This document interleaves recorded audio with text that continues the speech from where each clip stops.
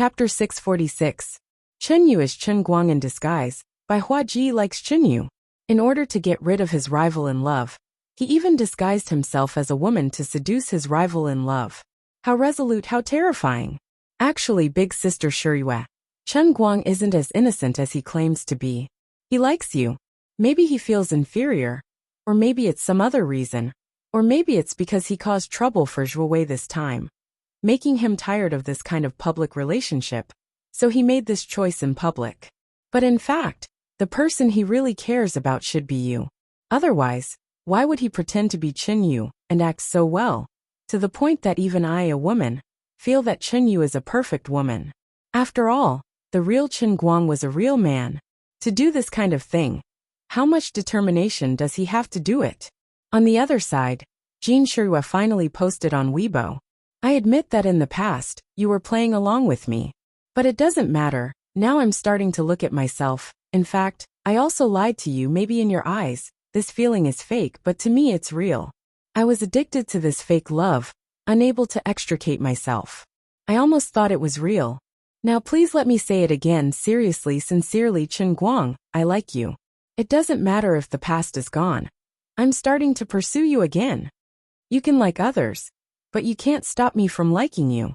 I know it's shameful for a public figure to say such words. It makes me seem crazy and irrational. Maybe there will be a lot of people turning from fans to haters. But it doesn't matter. It doesn't matter. It doesn't matter anymore. I'm only 20 years old. I also want to be like many of the characters in the past dramas. Crazy for love once. Those who like me, please bless me. I won't easily admit defeat. Those who hate me, you can scold me, hate me, despise me, I don't care. Such a long paragraph. Even through Weibo, the image of a woman who is crazy for love, like a moth flying into a flame, vividly appeared on the paper. The public opinion that had just settled down once again exploded in uproar. No one had expected that a mere press conference could be so full of twists and turns. Reversal, reversal, and reversal. They didn't even give him a chance to catch his breath. Jin Shiriyue's love for Chen Guang was real. This was simply the #1 drama of the summer. Now Jin Shiriyue is going after Chen Guang publicly. If he was just an unknown celebrity, it would be understandable for him to do such a crazy thing. After all, although Chen Guang claimed to be an outsider, no one could deny his fame and influence. If she could stick to him, she would definitely become famous. But who was Jin Shiriyue? She was the right-hand man of the National Idol faction. She had debuted for 10 years, and had been popular for 10 years.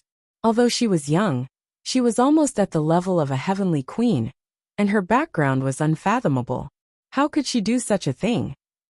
This scene was strange and full of twists and turns. It really made the minds of the masses, who didn't know the truth, unable to wrap their heads around it. With Jin Shiriyue's qualifications, what kind of man couldn't she find? Why did she lie to Chen Guang and pretend to be in a relationship? Now that Chen Guang has clarified the matter, why did she stick to him again? Did she really have to put herself so low? Didn't she have self-respect? Only Chen Guang's fans, who were all-rounders, understood that it wasn't that Jin Shiriyue was putting herself down, but that Chen Guang was really that outstanding. The entertainment reporters also hugged each other and cried bitterly. Can't we have a good day's rest? Can't you see that everyone is tired like a dead dog these days? Do you have to go through so much trouble just to hold a press conference? The clarification and apology statement had just been issued, and now you're adding so much news here. With our limited intelligence resources, we really don't know how to analyze the troublesome matter between you two, who seem to be both real and fake at the same time. The reporters didn't know how distressed Chen Guang was at this time. He held his phone and looked at the Weibo post that Jin Shiriyue had just posted. In his mind, he kept thinking about Old Master Jin's fierce tone just now. "Sai, something's wrong. Old Master, you can scold me to your heart's content. I'll accept it even if you beat me up. But with your attitude, you want me to take responsibility. Jin Shiriyue and I clearly didn't do anything. If it was Jiang Ye's family, who had taken advantage of me so many times, saying this to me, I would also bite the bullet and accept it. But on Jin Shiriyue's side, I really can't take it, okay? I'm really wronged." But he was really worried. Old Master Jean said that he wanted to marry Jean Shirue to an African chief. Although it sounded like nonsense and science fiction, what if he was serious? That would be a great sin, and his conscience would be very apologetic. Chen Guang clutched his chest. To be honest, how can I be worthy of old Master Jean doing this? Forget it, I won't complain now. It really isn't the time to complain. His Weibo was also in an uproar. His own fans were celebrating. Our brother Quan Neng is a role model for all men. His amazing charm is so amazing that even Goddess Jean can't resist it. The female fans, on the other hand, expressed their sadness. It was already sad enough that their idol publicly confessed to someone else. Now there was a competitor who was so perfect that it made people despair. He also openly confessed to him without any integrity. We can't compete with him. Can't we just chase after our idol happily? Sigh, it can't be helped. I can't be compared to him in all aspects. I can only use private messages to attack him. I hope that brother Quan Neng will be moved by my sincerity and flip over to my side. As for Jean Shirue's fans, they were clearly divided into two groups. There were matchmakers who asked him not to let down Jean Shirue's true feelings. Don't think about that female teacher of yours. How can she be compared to Goddess Jean? But there were also people who directly scolded him, asking him what kind of magic potion he had fed the goddess. They said that he was despicable, shameless, and used flowery words to deceive Jean Shirue. Chen Guang expressed that he is very calm towards these scolding people. Moreover, there are a lot of staff at Tianguang Agency waiting in line to be banned. After all, this lousy company can't do anything other than sending lawyers letters everywhere. Helping him manage his Weibo account is also making the best use of it. Currently, Chen Guang's Weibo account only has one operating policy. Anyone who scolds him, kill them one by one. Never let go of anyone who scolds him. It's better to kill the wrong person than to let them go. There are also many onlookers watching the show. In just a short while, the attention of Chen Guang's Weibo began to rise again. But at this moment, the two people who are the most embarrassed are Jiang Yage and Jean Shirue. After Jean Shirue posted on Weibo, the silence between the two sisters has lasted for almost 10 minutes. This is simply impossible in the past. This means that there is a gap between the two sisters. After feeling secretly happy, Jean Shirue felt that she really can't face Jiang Yage. She remembered that she heard from Chen Guang that when the two of them were drowned in the water, at that moment of life and death, Jiang Yage even gave her life to her. But she actually did such a thing. Sigh. At this time, Jiang Yage is also staring at her phone. On it is the Weibo that Jean Shirue just posted. Her eyes are empty, and no one knows what she is thinking. I'm sorry. Suddenly, the two of them said at the same time. Jean Shirue is stunned. She doesn't understand why Jiang Yage would apologize to her. Jean Shirue decided to tell the truth. She really has enough of this feeling of being a thief. She feels that she has betrayed Jiang Yage. Even if Jiang Yage will be angry after saying it, and the relationship between the two sisters will be hurt. Jean Shirue also can't pretend anymore. At most, I will swear with her that I will never fight with her for Chen Guang. No matter what the people outside think, no matter what Grandpa wants, she doesn't mind. She doesn't want to lose Jiang Yage. The two of them grew up together, and this relationship is definitely not comparable to ordinary best friends and sisters. Although the two of them are not biological parents, they are better than biological parents. So far, Jean Shirue feels that she has made enough mistakes in this matter, and she doesn't want to make more mistakes. What Jiang Yage thinks is that the person Chen Guang likes is Sister Shirue, and she has always known it, but she still selfishly tried to hide this matter. This is unfair to Chen Guang and Sister Shirue. She is too selfish. I will speak first, Jiang Yage said. Jean Shirue interrupted her. No, I will speak first. Yage, I am sorry, I lied to you. Actually, I have always liked him. Since I was saved by him in the water, I have liked him. So at that time, pretending to be lovers with him was my plot. I selfishly wanted to snatch him away. Really, I am sorry, but I don't want to lose you. Jiang Yage is stunned, silent, and turned her head to the side. After a long time, she turned her face, but she is even more ashamed. She silently reached out and hugged Jean Shirue, and said in a low voice, Sister Shirue. Actually, I have always known. Do you think you can hide it from me? Don't I understand you? I just pretended not to understand. Jiang Yage is very lost, very depressed. Jean Shirue said that she is selfish, but Jiang Yage knows that she is no better? It is nothing more than her personality is more careless, and she dares to say whatever she thinks, and snatch the first opportunity. Sister Shirue, actually Chen Guang likes you. Jiang Yage said slowly. Jean Shirue fiercely shook her head. Impossible. But what I said is the truth. Why? Actually, Sai, anyway, I just know that the person he likes is you. There is no reason. Impossible. Sister Shirue, I don't know how to tell you now, but you will definitely know in the future, believe me. Jiang Yage said while looking at Jean Shirue. Her expression is incomparably serious, and does not look like she is joking at all. Jean Shirue's breathing gradually becomes hurried. She does not know what is going on, but Jiang Yage definitely knows something. Jean Shirue also understands that Jiang Yage does not need to joke about this kind of thing. Alright, then let's treat it as if it is really like this. Let's just treat it as if he really likes me. Jiang Yage nodded heavily. It has always been like this, that's right. Then why did he break up with me this time? I can't figure it out. Jean Shirue seems to be asking Jiang Yage, but also seems to be asking herself. Probably because this time Zhuowei dug up his dirt. The public opinion on the internet has put too much pressure on him. And he also thinks that this situation is not good for everyone. So he wants to give up. This is really too much. Jean Shirue said. Jiang Yage also nodded. It is quite too much. He didn't even say goodbye. And just broke up. He broke up at the press conference. He can't admit it.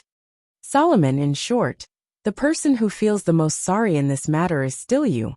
Jean Shirue said again. The two sisters sighed in unison and fell into silence again. This matter is really quite deceptive. At this time, it is night time in London, and before they know it, 12 o'clock has passed.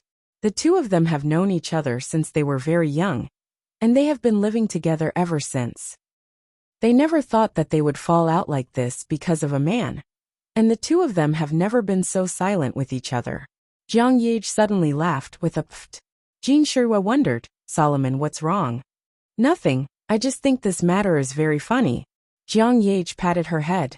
With her reminder, Jean Shirue also laughed. It is very funny. I think he is actually afraid of these things, so from that time on the set, he hid far away from the two of us. Now we are here in melancholy. Maybe he is still proud that he is finally free. Before I posted on Weibo, maybe he really was like this. Jean Shirue said. No matter what Sister Shirue thinks, in any case, I don't intend to give up like this. Sister Shirue, let's compete fairly. Although he likes you now, I also have an advantage. Let me tell you a secret. He is really much more lecherous than he is pretending to be. There is no man who is not lecherous. What? What did you do with him? Hee. Anyway, it is more exciting than you think. You little girl, you are so shameless. What do I need to be shameless for? Do you want to die to save face and suffer? It is so rare to meet someone you like. But if you miss it, you will feel remorse? Who can you reason with? There is no reason in the first place, okay? Sister Shirue, your temperament is too soft. Really, if you had taken the initiative like me, he would have fallen into your trap long ago. Jiang Yage acted like an experienced person, instead lecturing Jean Shirue. Sooner or later, I will be as shameless as you, and let you know my power. Jean Shirue rolled her eyes. The heavy feeling in her heart gradually disappeared. Come on, I will wait for you. Don't wait until I have a big belly. Where are you going to look at his photos and comfort yourself? You little girl, you really dare to say it, don't force me. I am forcing you. Who asked Sister Shirue to always be like this, since young? You have always given in to me. This time I really don't want you to give in again. Do you think I will feel good seeing you sad? No matter what happens between us in the end, Sister Shirue, you must remember, we will be like this for the rest of our lives, okay? No matter if you win or lose, you have to be upright, okay? Okay.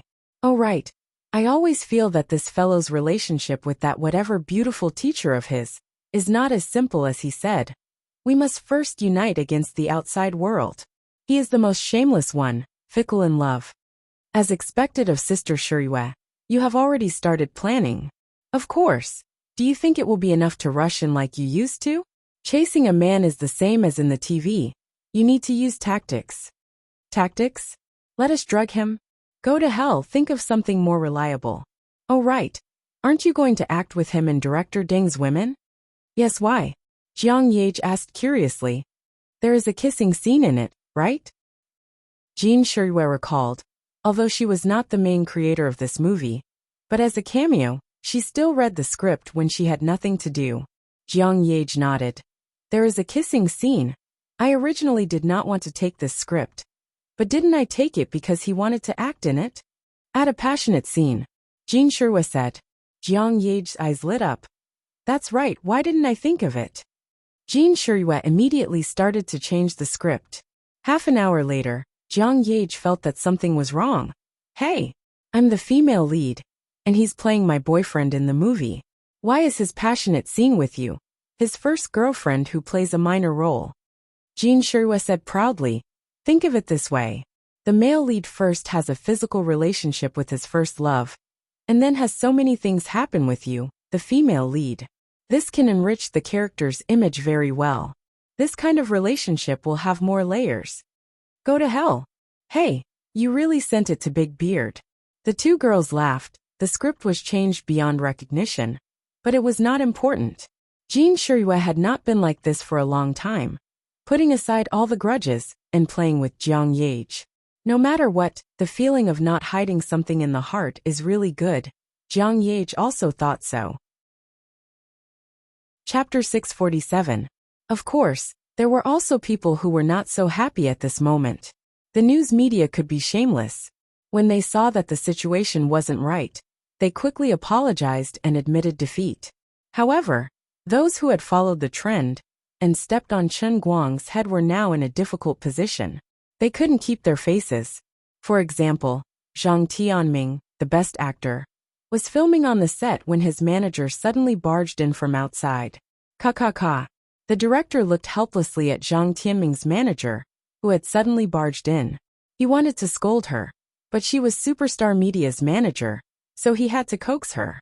After all, the film was relying on the best actor to pull up the box office. What is it? You're so flustered. Zhang Tianming was a little unhappy. Brother Tianming, Chen Guang's press conference has ended. The agent said breathlessly. Who cares what he says? He's so annoying. Do you think I'm afraid of him? Zhang Tianming was already upset because of the scolding below his Weibo. His agent even brought this up to him. Wasn't this infuriating? Brother Tianming, don't be stubborn. I recorded the whole press conference. You'd better delete the previous Weibo post and post an apology. The agent didn't care about Zhang Tianming's impatient look. Instead, he pulled him out in his costume. Dream on. Zhang Tianming said stubbornly. You want me to apologize to him? Are you still asleep? Io, you should restrain your stubbornness. Really, you should watch the video first. This guy is a little scary. Zhang Tianming's agent poked and prodded him anxiously. Then, she placed her phone in front of him and clicked on the video. When watching the entire video of the press conference, Zhang Tianming's actions were roughly like this. F***CK, Zhuwei is committing suicide. The manager said, isn't that so? It looks like he's doing this to protect himself. What? Chen Guang and Jean Shirue were pretending? Was there a need for Jean Shirue to help him? He had gone mad. If what Chen Guang said is true, then didn't he offend Jean Shirue's family? Even so, look at Jean Shirue's response. The manager took out another phone, and on the screen was Jean Shirue's Weibo account. After Zhang Tianming saw it, his expression changed. After a long time, he finally squeezed out 4 words. What the F***CK? Then he took a deep breath. There's no justice in this. How much bewitching potion did Jean Shirue drink? The manager was also quite helpless. There's no justice in this world. I don't even know what's wrong with this world. Brother Tianming, I'm not joking with you. Really, delete the post and apologize. We can't afford to offend him. There's no need to talk about Jean Shirue's background. What if he gets in touch with Mr. Liu Chao's Lucier culture and tries to make trouble for us in the future? We'll be in big trouble. A few years ago, Didn't that Mr. Pan guy get pushed to the ground by Lu Chao? We don't have to flaunt our abilities. Zhang Tianming's face turned red. He hesitated for a long time, feeling vexed. But this time, he really couldn't be stubborn. He sighed. Sigh okay. Zhang Tianming had already given in. Those people in the industry who followed the trend were not any better. Sooner or later, they all expressed their stance. There weren't many who were stubborn. Lowering one's head and admitting one's mistake when the situation wasn't looking good was the philosophy of life. There was nothing shameful about it. The hustle and bustle would eventually settle down. Life had to go on. There was really no need to make a big fuss over such a small matter. It would be a dead end for one's career in the industry. For a moment, the internet was bustling. All sorts of celebrities and famous media lined up to apologize to Chen Guang. The netizens and fans were too busy to take in. Actually, Chen Guang didn't really care about these people's apologies. Now that the matter was over, he would throw it to the back of his mind. Those who needed to apologize would apologize. Those who needed to clarify. And those who were stubborn would insist on taking the blame. Then he would let Tianguang manager sort out the list of names and deal with it however he wanted. Anyway, Tang Zhao's 130 million was still there. The 8 weekly magazines, which he had just earned for 1 yuan, were still in turmoil. From the looks of it, there should be some cash flow. It wouldn't be a problem for him to fight a lawsuit or take revenge on those disgusting people. As long as this incident gave those people a wake-up call, those people would have to think twice before they wanted to ride roughshod over their heads in the future. By striking a blow to the mountain to warn the tiger, he would be able to avoid these troublesome matters in the future. Then his goal would be achieved. He didn't have the mood to care about these trivial matters all day long. At this moment, he was sitting in his office with his legs crossed. He was calling Tang Ying. Sister Tang Ying, let's have dinner together tonight. I'm not free. I have to operate on a patient today. When will you be done? In my next life. Sis, you can't be like this. You have to keep your word. What did I say? Why don't I remember? The sun is really scorching me today. I don't have the energy to go out at all. Tang Ying was also good at acting shamelessly. Then, Chen Guang played the recording. It was Tang Ying's sentence. I'll use my mouth. You dare to record it? Tang Ying broke down. Chen Guang smirked. Of course I have to record it. I've already seen through you. On the other end of the phone, Tang Ying's face turned pale. She had only said it casually. Who would have thought that Chen Guang would really do it? Now that she couldn't deny it, Tang Ying became bashful. Well, I really have to operate today. But don't worry. I won't go back on my word, okay? I'll do what I say. But you have to give me some time to prepare myself. It's a little embarrassing to do it in such a hurry. All right, I'm relieved to hear that. Chen Guang hung up the phone happily and turned to look at his brand new office. The bright afternoon sun shone through the floor-to-ceiling windows, making him feel comfortable. It was like a happy occasion. How is this sun scorching me? It's simply heartwarming, okay? Yu Hong came over and knocked on the door. Chief Chen, are you there? Chen Guang asked him to open the door. Yu Hong said, Lu Xiaoliang, the deputy editor of 8 Weekly, is here. He has something to say to you. Only then did Chen Guang remember this cheap underling that he bought with $1. He waved his hand casually. Let him in. Truth be told, Chen Guang didn't have any feelings for the 8 magazines.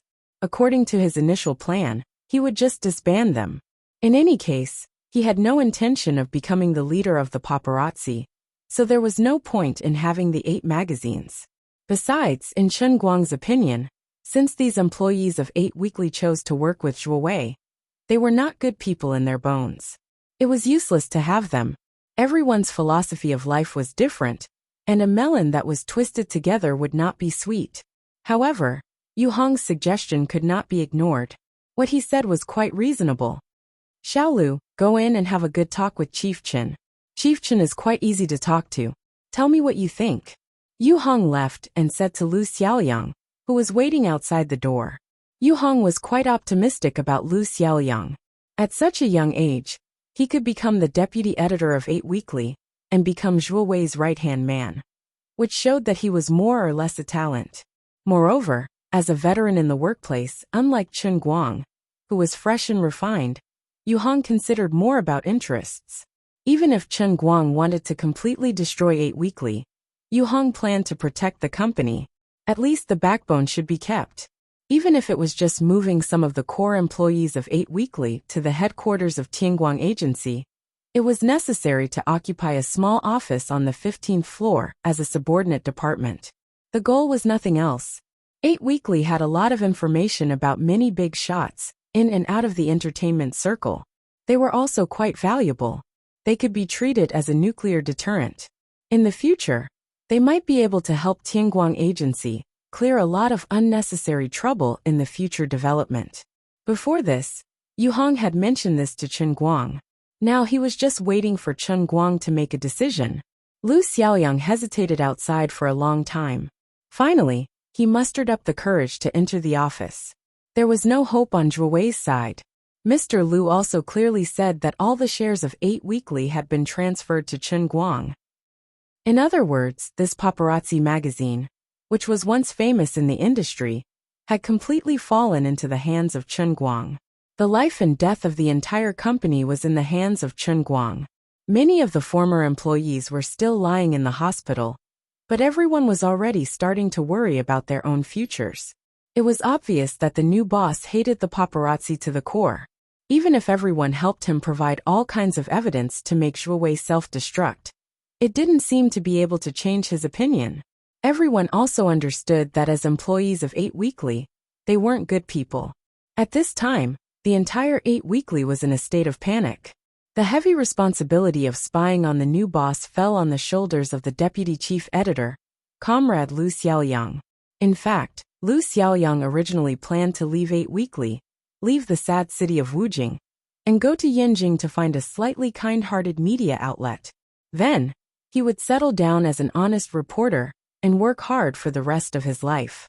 Then he would buy a suite in Yanjing 3rd Ring Road. His life would be worth it. However, he was kind after all. He couldn't resist the eager eyes of his colleagues in the company. If he left at this time, 8 Weekly, the entertainment empire that Zhuo Wei had created, would be completely disbanded. Although most of the people in the company were senior paparazzi, who only wanted to get rich, Lu Xiaoyang knew that there were some people like him. They used to have pure dreams, but in the end, they could only helplessly kneel in front of the door of reality. At the same time, he wanted to know if they could return to being upright under Chen Guang. After all, Chen Guang's new boss was truly different from the rest. Chief Chen. Lu Xiaoyang carried a large metal box and stood in front of Chen Guang. Chen Guang retracted his eyes from the computer screen and gestured for him to sit down. Shall Lu you sit? Oh okay. Looking at Lu Xiaoyang, Chen Guang felt a little awkward. Although Lu Xiaoyang wasn't old, he looked to be in his mid-20s. Yet Lu Xiaoyang didn't show any signs of discomfort when he called him Xiao Lu. Chen Guang felt that Lu Xiaoyang's heart had died. If you have something to say, just say it. Don't beat around the bush here. Oh by the way, I heard from Mr. Lu that 8 Weekly had a lot of real news. Did you bring it over? The real news that Chen Guang was talking about was naturally the news that Zhuo Wei and hundreds of employees of 8 Weekly worked from dawn to dusk, risking their lives to take photos of various artists and celebrities. Lu Xiaoyang opened the metal box. Inside were 8 portable hard drives arranged neatly. Chief Chen, all the hard drives I copied are here. Chief Zhua, oh no, there are still some in Zhuo Wei's office computer. I asked Manager Yu to lock his main computer in the storeroom. There are no hard drives anywhere else. Chen Guang nodded and asked Lu Xiaoyang to leave the box behind. Good job. Lu Xiaoyang was very nervous. What he was going to say next represented the fate of the remaining 20 or so people who shared the same goal as him. As for the others, he didn't care. He didn't have the heart of a Buddha. He knew that even if he managed to save those people, they might end up in a worse situation when Mr. Chen personally kicked them out. Sigh. This was probably the fiercest pain one could experience in their career. No one would believe it if they said it out loud. 8 weekly magazines were sold for 1 yuan. Suddenly, Chen Guang leaned down slightly and looked at him strangely. Oh Xiao Lu, in these 8 portable hard drives, are there any small clips? Huh? Small clips? Lu Xiaoyang did not understand what he meant. Chen Guang blinked at him. Don't put on an act with me. It's the kind that is exciting, sensational, superstar, shameful. Lu Xiaoyang's brain froze. Alright, I take back my thoughts. This new boss does not seem to be a decent person. Something that can be erotic? Xiaolu asked. Chen Guang's eyes lit up. That's right. You have no idea how many Calabash Brothers I downloaded on the internet over the years. Those unscrupulous media outlets and marketing accounts are too heartless. I had been downloading torrents for 3 days and 3 nights. I clenched my teeth and downloaded a celebrity collection at a snail's pace. It was more than 10 gigabytes. And I was stuck at 99% for another 3 days. Finally, I finished downloading it. When I uncompressed it, I saw that it was the Calabash Brothers collection. I immediately called the police. There must be something in it, right? Celebrity? Lu Xiaoyang's mouth opened wider. He suddenly had a feeling that he should go to Beijing to pursue a righteous life. His new boss seems to be even fiercer than President Zhua. Yes, but not much.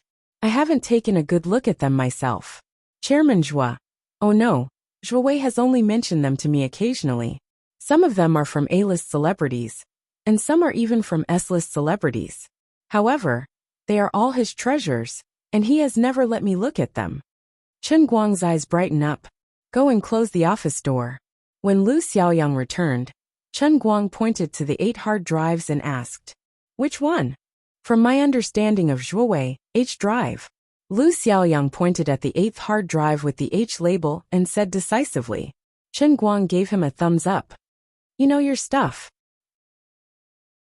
Chapter 648. Then Chief Chen, I'll be leaving now? Chen Guang waved his hand to get him to leave, but after a while, he called Lu Xiaoyang back. The unlucky Zhua Wei actually used English letter codes for every folder. With Chen Guang's poor understanding of the entertainment industry, even if there were people in front of him, he wouldn't be able to recognize many of them. How could he tell who was who just by looking at the code? What was even more shameful was that the quality of many of the videos and photos was really not good. Either the camera angle was wrong, or the lighting was terrible. It was a dark mass, and one could only see 2 ghostly shadows swaying on the screen. This was a real photo shoot. There was no way to have high requirements for quality. Help me identify these people. What kind of D*MN code names are these? I don't know any of them. You know a lot. Also, help me introduce these people to their representative works, what songs they sang, and whether they're popular. Chen Guang rubbed his fingers together. Lu Xiaoyang felt that his life was probably going to be ruined here. 3 hours later, around 5 in the afternoon, the newly established Tianguang Agency's busy day of work was over. It was almost time to knock off. The 2 of them still hadn't come out. The staff of Tianguang Agency had quite a lot of things to do outside. Other than the construction team, that was still renovating the office, the entire company was mobilized to check on the movements of the media and celebrities who were looking for trouble.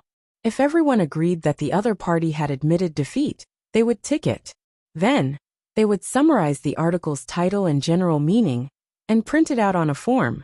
When it was finally submitted to Yu Hong would look through it and further eliminate them. He would sort out the list of people that might be in dispute and give it to Chen Guang. This so-called dispute was based on Yu Hong's shallow understanding of Chen Guang, trying to figure out this narrow-minded person's character and determine if he would be satisfied. For those who were slow, pretended to be dead, pretended to be offline, or those who were busy with other things and didn't know that there was an uproar, they would call to communicate. If communication failed, they would be blacklisted. According to Chen Guang, he had 10,000 ways to kill these people. Everyone was also quite curious about what kind of impact Chen Guang's 10,000 ways would have. However, food had to be eaten bite by bite, and things had to be done step by step. When it was time to get off work, one had to get off work. The 40 or so people hidden in the Guangdong General Headquarters were not having it easy either. Not only did they have to do their own jobs, sweeping the floor, patrolling, standing guard, or otherwise busy themselves in the kitchen, they also had to deal with the Guangdong General Headquarters errands every now and then. The day of the individual military exercise was getting closer and closer. Not everyone in the Special Affairs Bureau, was as bold as Tseng Yongtai or Director Ouyang. After continuous communication and spying, some of the Special Affairs Bureau employees, who could be roped in or instigated, had already made their moves, taking the southwest branch of the Special Affairs Bureau, which was also located in the 5 capitals, as a breakthrough point. The progress was particularly smooth. Xianqin and Wu Miaowan had to remotely control the work of communicating with their own people in the southwest branch from Chen Guang's home. The specific implementation naturally fell to the staff of the Guangding General Headquarters. Fortunately, the personnel assigned by Chen Guang were really redundant. The security department, cleaning department, and cafeteria department kept asking for leave, and there was no shortage of manpower. However, there was one thing that made everyone feel very strange. Xiao Lu from Bazhou Weekly had been in Chen Guang's office for 3 hours. Why hadn't she come out yet? Could she have died in there? F***ck. This scene was a little bloody just by imagining it. Old Yu, why don't you go and take a look? Nothing bad happened, right? Fang Tianyu, the marketing manager of Tianguang Brokerage, whispered to Yu Hong with some fear. Yu Hong was more reliable in handling matters than Fang Tianyu. Old Fang, don't ask too much about the boss's work. Maybe Chen Guang has some big arrangements for Bazhou Weekly. All right. Fang Tianyu also knew that he was not very reliable. In the chairman's office, Chen Guang happily patted Lu Xiaoyang's shoulder, feeling very satisfied.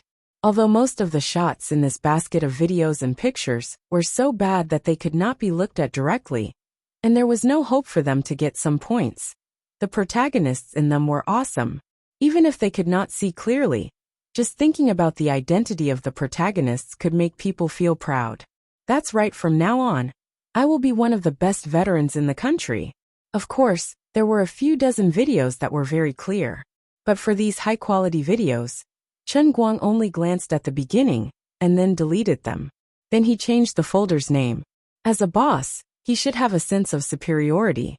He still had to enjoy the high-quality videos alone. It was a bit unbearable to sit and watch with Comrade Xiao Lu. Sengu, you are pretty good. From now on, we are on the same side. Chen Guang continued to pat his shoulder. Lu Xiaoyang regretted it so much that he wanted to vomit blood. Previously, he saw a popular star in his university and accidentally revealed his nickname in his dormitory. After so many years, he became Sengu again. Alas, it is really sad to think about it. But for the sake of my brothers in Bazhou Weekly, I will bear it. Thank you, Chen Guang. What about Bazhou Weekly? Lu Xiaoyang finally asked this question. It's broken. Chen Guang said these 2 words directly. Ah, it's broken? It's broken just like that? Looking at Zhuo Wei's dazed expression, Chen Guang could understand his feelings. However, he wasn't interested in becoming a paparazzi, and there's no point in keeping the 8 magazines. He was already going against his conscience to obtain the 8 hard drives that Zhuo Wei had accumulated over the years. So he couldn't continue Zhuo Wei's career. Sengu, don't be like this. I think you are a decent person. Are you reluctant to do the paparazzi work for Bazhou Weekly? Lu Xiaoyang shook his head. No, I just have some colleagues. Chen Guang nodded. I understand. Don't be nervous. Since I said you are on the same side, I am not joking. I will treat you well. The administrative department and the public relations department of Tianguang Agency are merged. But this is not a good solution. I plan to set up a department that is in charge of publicity. Let's call it the Publicity and Public Relations Department. You will be the manager. As for the internal staff of Bazhou Weekly, you can hire those who have good moral characters, who are willing to work for me. As for those who are unreliable, traitorous, or stubborn, just give them a sum of severance pay and medical expenses. You can deal with them however you want. Don't tell me you are best friends with all the staff of Bazhou Weekly? Lu Xiaoyang's eyes gradually lit up. Although Chief Chen had been dragging him to watch the short films from the beginning to the end, asking this and that, as if his mind was only focused on who these celebrities were. In fact, he already had a plan in mind. Tianguang Agency will set up a new publicity department. I will be the manager, and I will be on the same level as Yu Hong. This kind of treatment, this kind of appreciation, it was simply enough to make one's eyes brim with tears, all right? Moreover, I am still a criminal. How could Chen Guang think so highly of me and trust me? Lu Xiaoyang's body trembled uncontrollably. Young man, don't just get excited. Remember, men are like iron, and the two of us are like iron. Do a good job, and you will be treated well. Tianguang Agency needs talents for publicity. Thank you, Chen Guang. I won't let you down. Not everyone in Gossip Weekly is like Zhuo Wei. Actually, when we first graduated, we sincerely wanted to be honest media people. It's just that we ran into Gossip Weekly and couldn't help but become paparazzi. That's okay. Your previous work was also very effective. Chen Guang looked at the H drive silently. What a treasure. Strange. Why am I drooling? After a while, he remembered something important. By the way, how many people do you think we can keep? About 20 people. I don't want the unreliable ones, Lu Xiaoyang said seriously. He had to be careful when choosing people. That's settled. From now on, you will be the manager of the Publicity and Public Relations Department of Tianguang Agency. Lu Xiaoyang nodded heavily. However, he felt something was wrong. Why did it seem that there were two more words behind the title of publicity? That's right. The number 1 male public relations department of Tianguang Agency. It's you. Yanni. Ahem Senga. Chen Guang patted Lu Xiaoyang's shoulder again. Then he carried the box with 8 portable hard drives and walked to the door of the office. Time to get off work. Poor Sangu, who was standing in the wind in confusion. To hell with the number 1 male public relations department. When Chen Guang walked out of the door, Yu Hong, who was still working, approached him. Chen Guang, what's your decision? Hence, Chen Guang told Yu Hong about his thoughts. Although it might seem to be diluting Yu Hong's authority, Yu Hong was Tang Xiaokai's trusted aide overseas, and his specialty wasn't in publicity or public relations. Furthermore, he didn't have any connections in the country. Just this matter alone was already strenuous for him. So he was happy that he could get rid of it. By the way, you can also transfer these people from the administration department to the publicity and public relations department. Chen Guang mentioned the 2 police trainees and a military trainee who had sneaked into the company's administration department. Yu Hong was quite puzzled. These 3 people are quite capable. Chen Guang waved his hand. I know. That's why I'm letting them see the world. Fine, you have the final say. Yu Hong was quite reluctant to let go of these 3 people when Chen Guang mentioned them. After settling this matter, Chen Guang didn't pretend to be busy anymore. He was ready to get up and leave. Looking at the empty office hall, Chen Guang silently clenched his fist. I'm the last to get off work. I'm such a hard-working boss. He didn't realize that he had spent the whole afternoon in H-Disc. He just wanted to sneak home and lock himself in his room to think about the 10 or so high-definition, hot news. But before he could even step out of the office, he received a call from Bai Hua. At that moment, Chen Guang felt the urge to give Bai Hua a pinch. However, Bai Hua had helped him a lot this time, and it wouldn't be good if he didn't pick up the call. Brother Bai Hua, what's up? Why didn't you say hello yesterday before you left? I still have something to ask you. Bai Hua's tone sounded a little unhappy. Of course, Chen Guang knew why Bai Hua was unhappy. However, if you're happy, then I'm not happy. So you can continue to be unhappy. Oh, I'm quite busy. I saw that you guys talked for quite a long time. It's a waste of time for me to wait outside. I asked you to come and listen, but you didn't come. Are you blaming me? Bai Hua continued. Chen Guang coughed twice. To be honest, brother Bai Hua, don't think too highly of me. I'm actually just a 4th-year student. Your topics are too profound.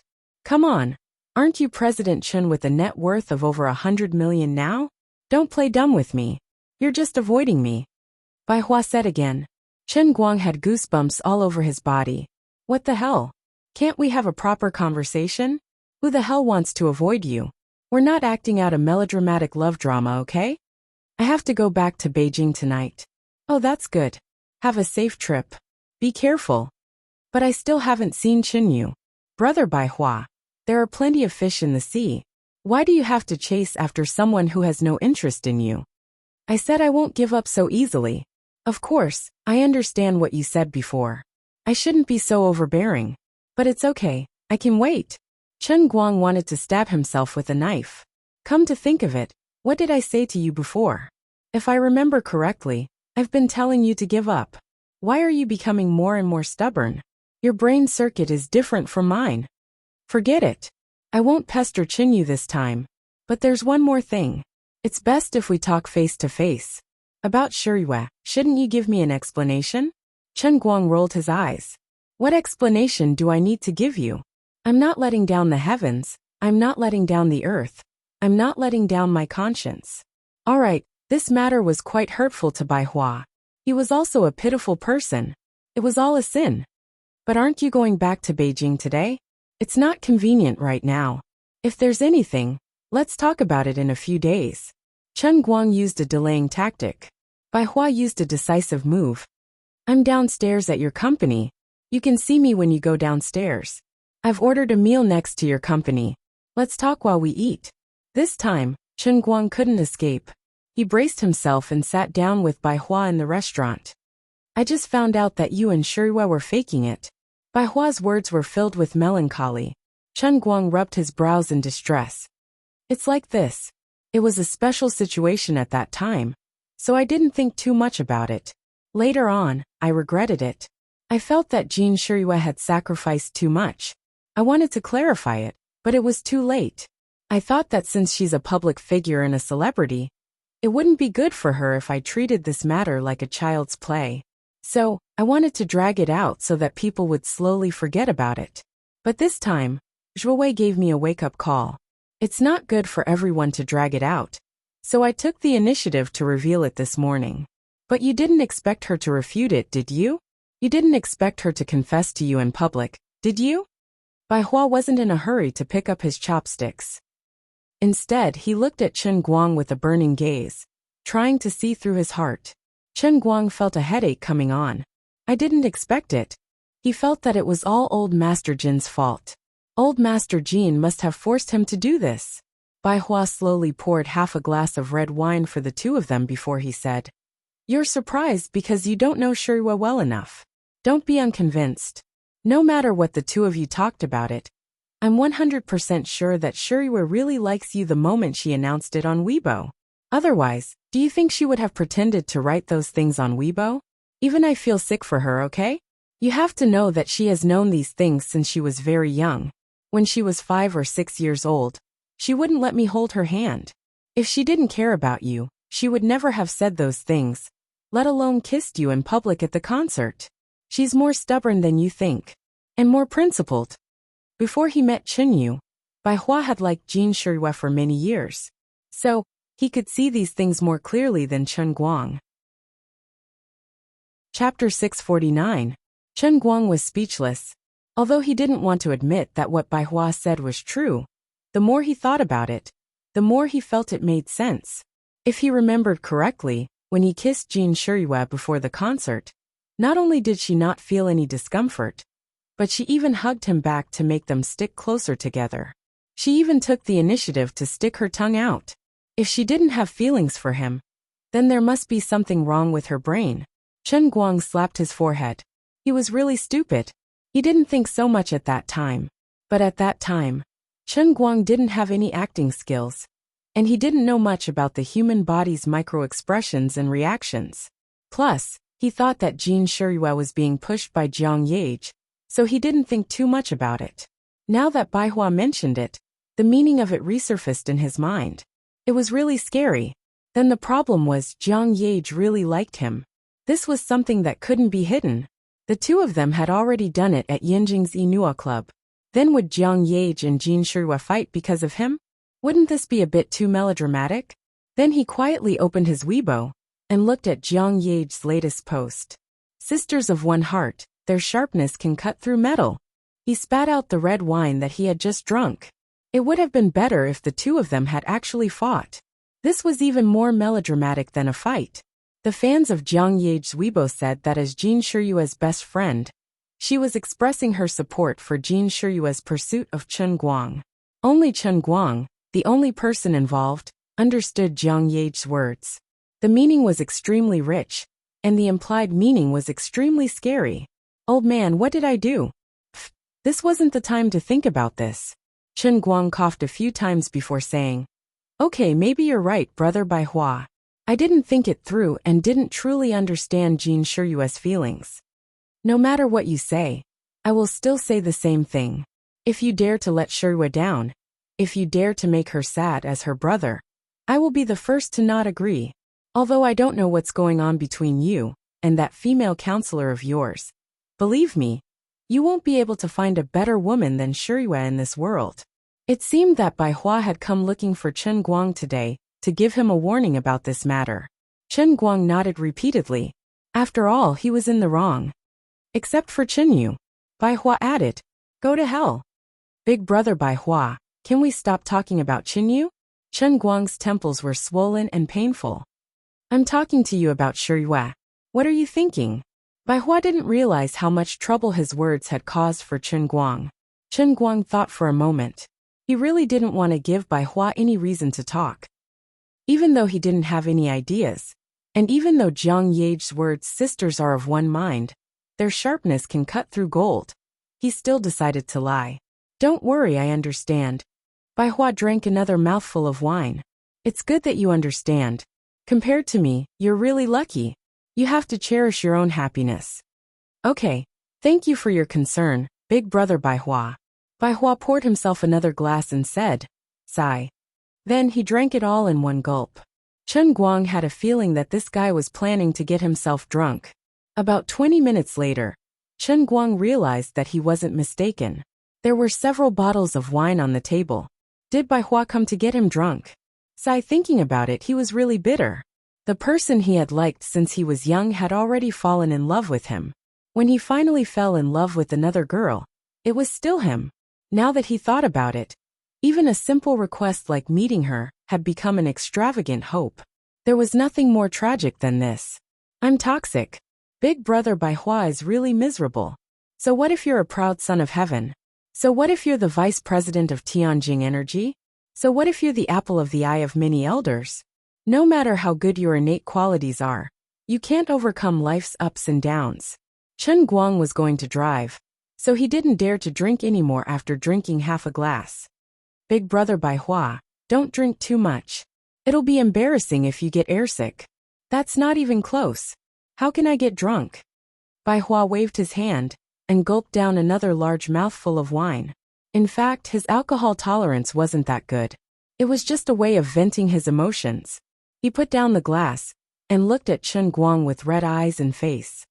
Chen Guang, I really envy you. You're able to get Shiyue's heart. You don't have such a hard life like me. I really want to see Chen Yu. Even in my dreams, if I didn't numb myself with crazy work, I think I'd go crazy. It can't be big brother Bai Hua. You've only met her twice. You don't have such deep feelings for her, do you? Chen Guang wanted to remind him. This isn't a movie. How can there be such a powerful love at first sight?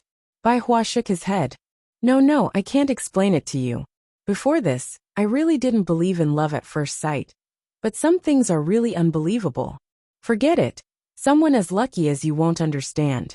You definitely won't understand. It's a beautiful and wonderful feeling. Chen Guang cursed in his heart.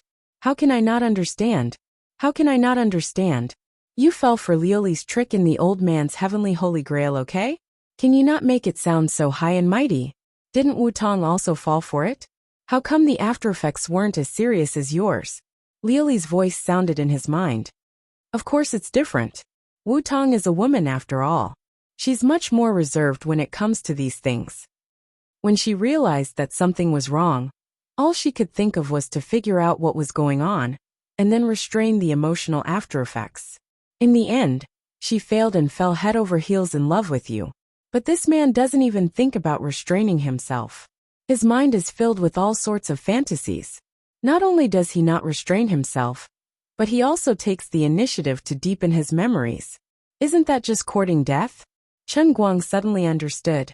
When he looked at Bai Hua again, he felt that this guy didn't deserve any sympathy. Serves you right.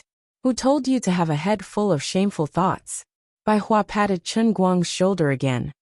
Brother, my heart is bitter. Chen Guang also patted his shoulder. To be honest, big brother Bai Hua, my heart is also bitter. Bai Hua slowly shook his head. What are you bitter about? How are you bitter? Look at you. You obviously know Chen Yu. She's obviously in Wujing, but you don't let me see her. Even when I asked you to pass the message, it went in one ear and out the other, right? How cruel are you? How heartless. After drinking too much, this guy finally said what he was holding back in his heart. He wasn't as calm as he looked. How am I heartless? It's others who don't want to see you. Are you blaming me? Chen Guang spread his hands. Bai Hua started hitting his head on the table. Can't I blame you? I just want to see her from afar. But I can't do it. Is my request too much? Is it really too much? Chen Guang, you're Jingwei's brother. I also treat you as my brother. When you're in trouble, I'll help you wholeheartedly. How can you torture me like this? As Bai Hua spoke, his eyes became redder and redder. He actually cried. Hearing those words, Chen Guang sucked in a cold breath. He couldn't tell that big brother, Bai Hua, would be so unreasonable when he's drunk despite his usual appearance.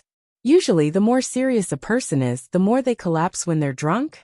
But regardless of whether he's drunk or not, he looks really pitiful. Brother Bai Hua, can you stop crying? I'm not used to seeing you like this. How about this? Chen Yu's not in a good position right now. I'll find a chance to let you see her, okay? Bai Hua, who had been drunk just a moment ago, suddenly raised his head, his eyes practically glowing. Good. Then it's a deal. As a man, once you say it, you can't go back on it. He proudly waved his phone. I've recorded it. Don't try to go back on your words. Chen Guang was dumbfounded. Where's this guy's drunkenness? Where did he go? Isn't he a psycho? Are you pretending to be drunk? I'm an award-winning actor. Yet I'm being cheated by you? Chen Guang didn't expect that a man like Bai Hua would actually cry, throw a tantrum, and threaten to hang himself.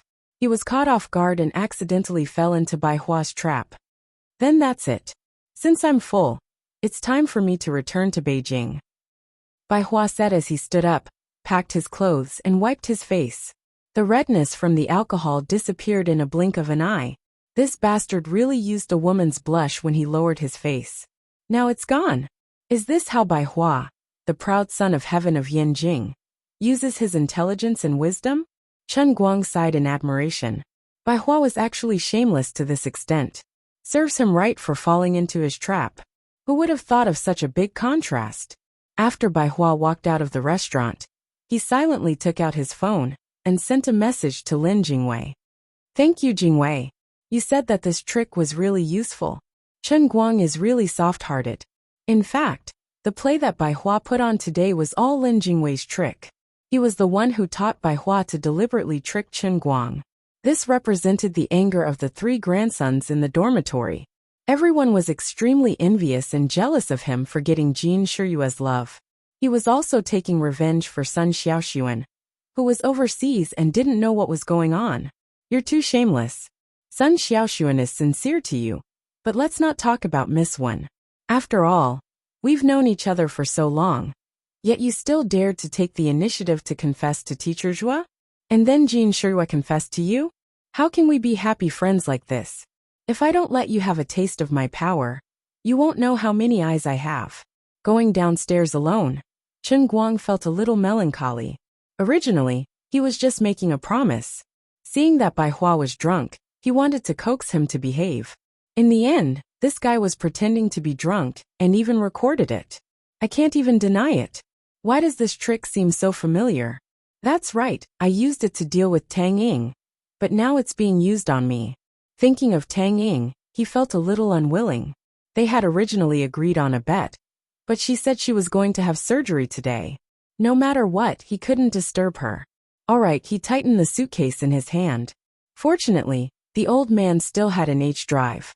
Back home, after a whole day of tossing and turning, Xi and Qin and Wu Miaowan were pretty good. The shabby room was almost cleaned up, and the dear wife, who had been brutally shot in the head, had been replaced with a new monitor.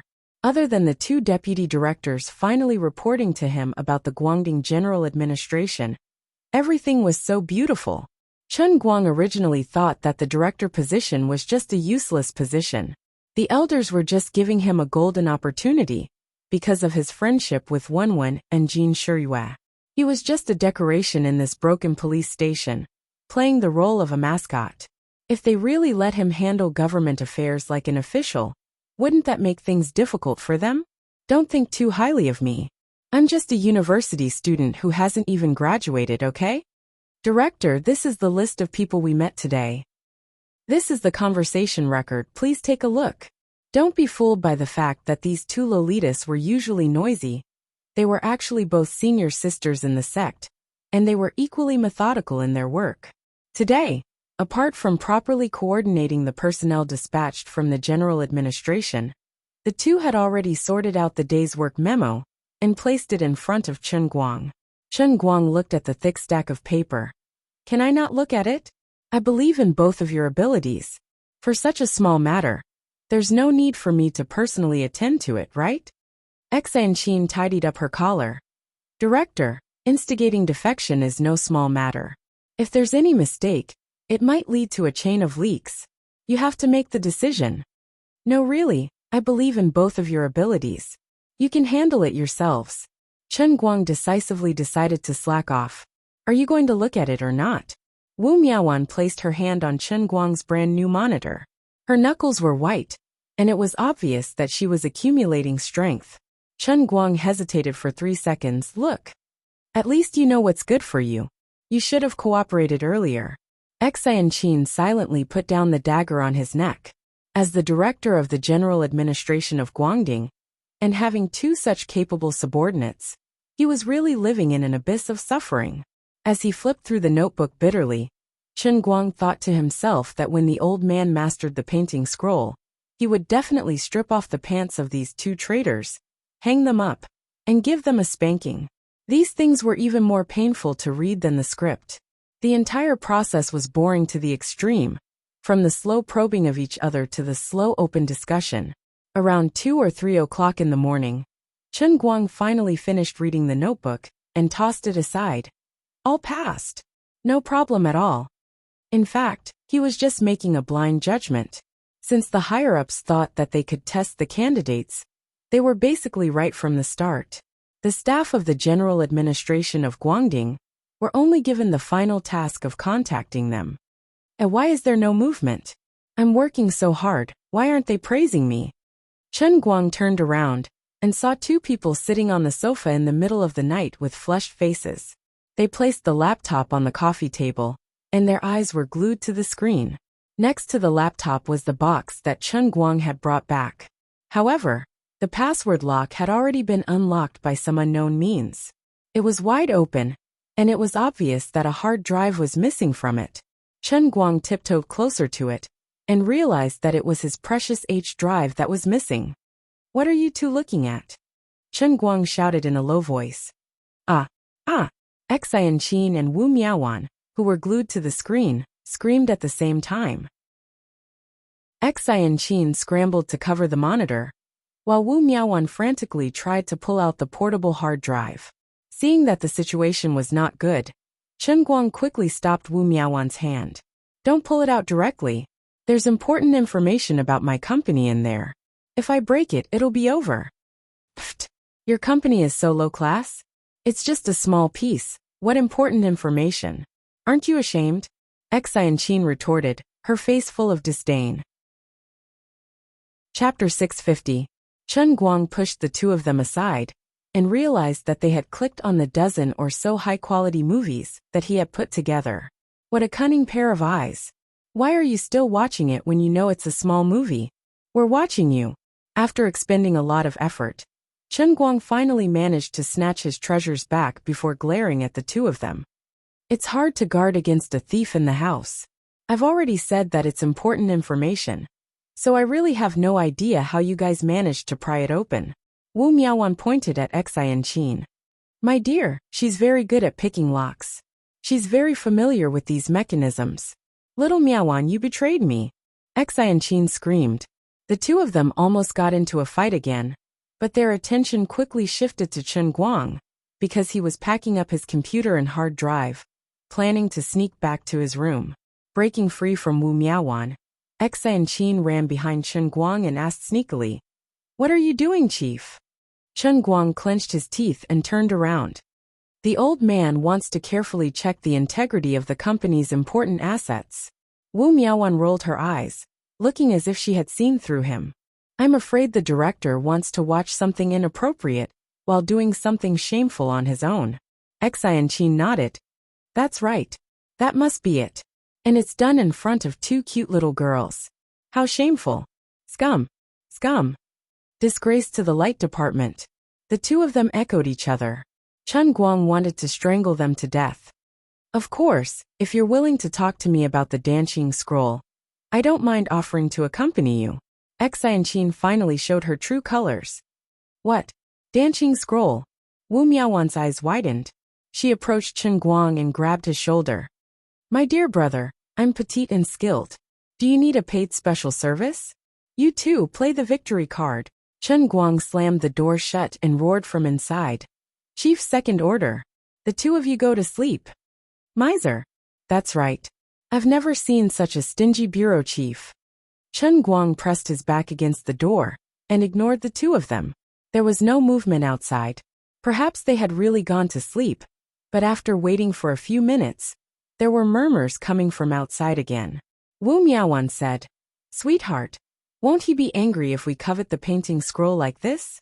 This is a big taboo in Jianghu. Enchanting said, Don't worry, little Miao Miao. Our big bro chief is super generous. Even if he's really angry, he'll be fine after a little coaxing. How should I coax him? Next time when he showers, we'll wrap a towel around him and scrub him. Remember not to wear underwear. Then, we'll quietly spread our legs and show him some light. I guarantee that all his problems will be gone. If that's the case, then it's really easy to coax him. Do you think he's really doing something bad in there? Of course. Let me tell you, he has no integrity and is completely shameless. Chen Guang opened the door. Can you two whisper any louder? At that time, Chen Guang swore in his heart that once he fulfilled his bet with Tang Ying, he would leave this place as soon as possible. At least he had to stay away from these two. However, he did not expect that his promise would be fulfilled so quickly. He was still in a daze when he sat in the military vehicle, heading straight for the airport the next morning. Chief Chen, please take a look. This is the list of the main equipment for this military exercise. There's a general introduction of the equipment. Xu Hanji, the head of Tianguang Brokerage's cleaning department, was sitting next to Chen Guang in casual clothes. He handed him a thick stack of documents. Chen Guang took the pile of documents and asked casually, Didn't you say that the military exercise was the day after tomorrow? Why did it suddenly change to tomorrow? Can this kind of thing be changed at will? I didn't receive any notice. It's like this, Chief Chen. This is the result of a meeting with a few old leaders last night. There are some new changes. Recently, some internal forces are not very obedient and have been sending people into Yanjing. So, the higher-ups have decided to hold the military exercise one day in advance to show them what we're made of, Xu Hanji said patiently. Xu Hanji patiently replied. This matter should be something that Xu Hanji had informed him on behalf of the old man, and Xu Hanji wanted him to pass it on to Chen Guang. Chen Guang nodded in understanding. So that's how it is. Well, to put it bluntly, the old masters are still afraid of encountering a rash internal force martial artist who is eager to make contributions. If they really do something like self-explosion and cause trouble, then it'll be a big problem. Oh, there's also a very special reason. The head of the Wen family, Wen, has now appeared in Yanjing and clearly stated that she can participate in the military exercise tomorrow. However, if it's the day after tomorrow, she won't have time. The main reason for bringing it forward is probably because of this. Xu Hanji was afraid that he would miss out on something. Oh, is that so? That's good. And not bad. Chen Guang's face was calm, but his heart was roaring. He thought that he was already considered a big shot now, but compared to Wen, it seemed that he was still too weak. To be honest, to bring forward the military exercise a day for her alone, he was really shameless. Luckily, the old man was thick-skinned and responded appropriately, or else he would have embarrassed himself. The person in the front passenger seat seemed to be an elder, who was quite familiar with Xu Hanji. After Chen Guang and Xu Hanji finished talking about business, he turned around and joked. Chief Chen, did little Chu cause any trouble for you at Tianguang Agency recently? Chen Guang waved his hand. Hi, how can that be? The company is cleaned every day, and I'm very satisfied with little Chu. Chu Hanji's throat seemed to be a little uncomfortable, and he started coughing violently. The elder was a little puzzled. Isn't little Chu the assistant of the chairman, Chief Chen? He's even in charge of cleaning. Chen Guang patted Chu Hanji's shoulder silently. Not bad, young man. You have the demeanor of a chief. The head of the cleaning department advertised you as the chairman's assistant. Your skin is as thick as the old man's. Yes, the chairman's assistant is my right-hand man. He has to take care of everything in the company, no matter how big or small. That's right. Under Chu Hanji's pleading gaze, Chen Guang silently said these words that went against his conscience. However, seeing that the kid had tactfully sent him a transfer of 2,000 yuan, it was not a big deal to betray his conscience for once. All right, Chief Chen, take a good look at the information. These represent the most advanced technology in our military. This is not for the public, but for internal reference. You don't usually have the chance to see it. The middle-aged man with a star on his shoulder said again. And then he didn't say anything else. When they arrived at the airport, Chen Guang returned the top-secret information before getting off the car. He had to take the plane to Yanjing with Chu Hanji. When he was about to board the plane, Chen Guang was a little distracted.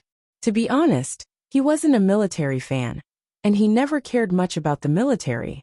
But some of the equipment written in the top-secret information he had just read really made him unable to calm down. He even felt like it was science fiction, and that he had been fooled. The bionic skin-type full-fitting armor that could increase the strength of the wearer. The embedded retinal multifunction sighting device that could synchronize with the gun with the heat sensor. The single-soldier handheld heat-seeking sniper rifle. That's right, the kind that could bend bullets. The full-fitting and half-fitting single-soldier combat armor that looked like a miniature Gundam. The single-soldier flight backpack that weighed less than 30 kilograms. The maximum flight speed was more than 150 kilometers per hour, and it could fly at full speed for half an hour. There were more than 10 types of equipment similar to the above. If these things weren't written in the top-secret information, he would probably be able to see the real thing at the scene tomorrow. Chen Guang would only think that he was reading a science fiction novel. The so-called "the country is rich and the people are strong, and technology is the #1 productive force." These words only stayed in Chen Guang's mind before, and he only took it seriously when he saw it today. No wonder the old men were now so strong-willed that they were finally willing to use the special division as an example. They were going to use a new attitude to deal with the internal forces. Their confidence came from the heavy pile of information in his hands just now. In the past 20 to 30 years, mankind had made great strides along the unprecedented broad road, and the level of technology was changing with each passing day. Televisions had evolved from black and white kinescopes to the current LED, OLED, and even curved screens. Cars had evolved from diesel to the current high-energy internal combustion, and even pure electric. Green trains had become bullet trains, and continued to move toward magnetic levitation and vacuum tubes. The communication method that relied on operators to connect one line after another had also changed to the current 4G, and even 5G smartphones. The guns in the hands of soldiers had also changed from AK or M4 to thermal imaging laser rapid-fire automatic rifles recorded in the information. The main battle tank had also changed from the imitation Type 59 duck egg head to the world's top ZTZ-99 type. As for the Army, 125 written in this information, it was incorporated into the modern technology in recent years, and the parameters were so fierce that it made people's hair stand on end. Although the current WZ-125 was only a few dozen top-secret engineering prototypes, it was enough to scare people. All of this changed too quickly and too violently.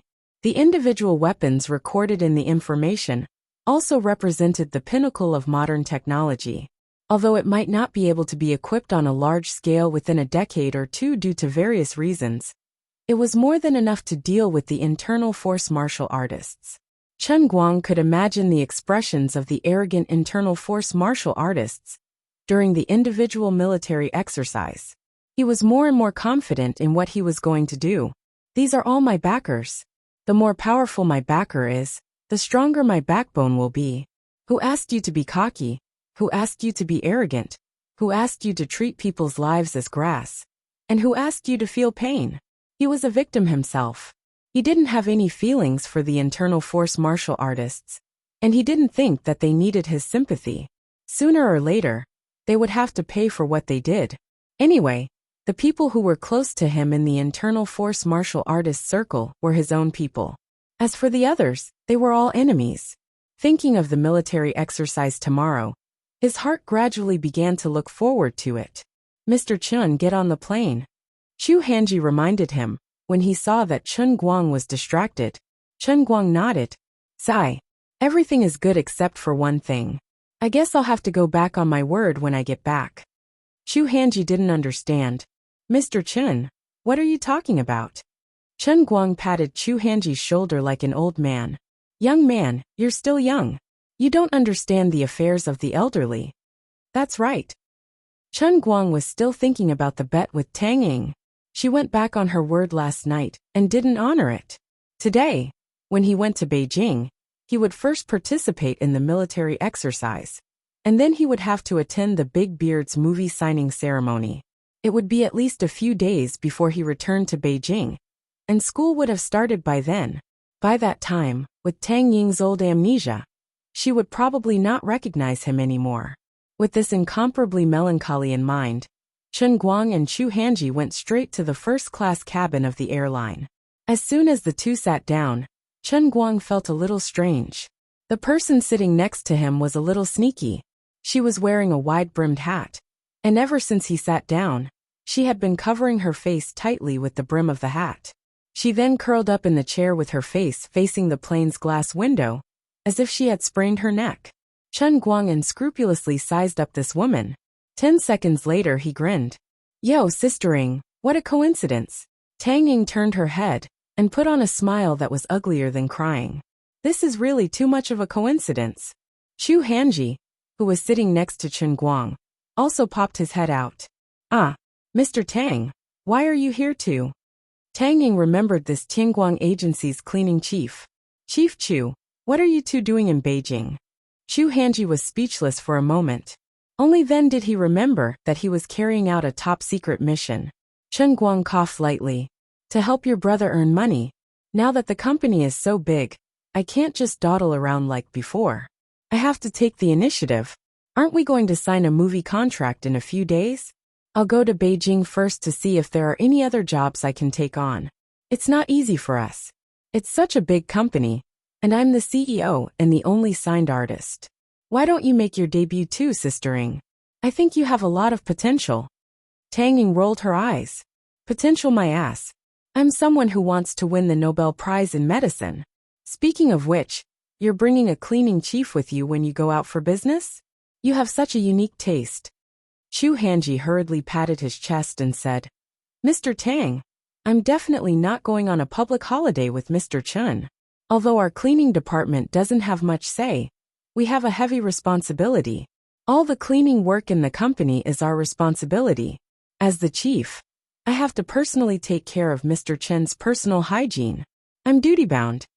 Tang Ying glanced at Chu Hanji with a playful look. You're right. If he forgets to zip up when he goes to the toilet, it's also your responsibility. Chu Hanji turned his face away. He felt that the more he said, the more mistakes he would make. It was better for him to play dead. Chun Guang keenly noticed that Tang Ying was deliberately changing the topic, so he forcefully pulled the topic back to her. You haven't told me what you're going to Beijing for. Tang Ying looked at him. If I say I'm going to attend the International Medical Conference, will you believe me? Do you think I'll believe you? Tang Ying spread her hands. I don't care if you believe me or not. I'll believe you. Actually, you're trying to cheat and run away. The plane is about to take off. The scenery outside is so beautiful. I'll stay wherever you stay tonight. I'm staying at Lady Tong's place. You want to come? Are you trying to challenge my courage? You shameful loser. Tang Ying began to act coquettishly and shook his arm. Don't be like this. Do you really think I can fly and hide in the sky? Give me a little more time. Just a little more time, okay? Chun Guang raised his head in a daze. There was nothing more sorrowful than a dead heart. Sigh. I'll disband Tianguang Entertainment when I get back. This company has already broken my heart. Tang Ying turned to look at him. She was really shocked by his expression when his acting skills burst out. It seemed that she had really hurt him. She felt a little apologetic in her heart. She was the one who proposed the bet first.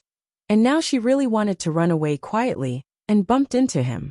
At first, she thought that he had followed her to investigate her. But then she thought that he had a signing ceremony in Yanjing 2 days later.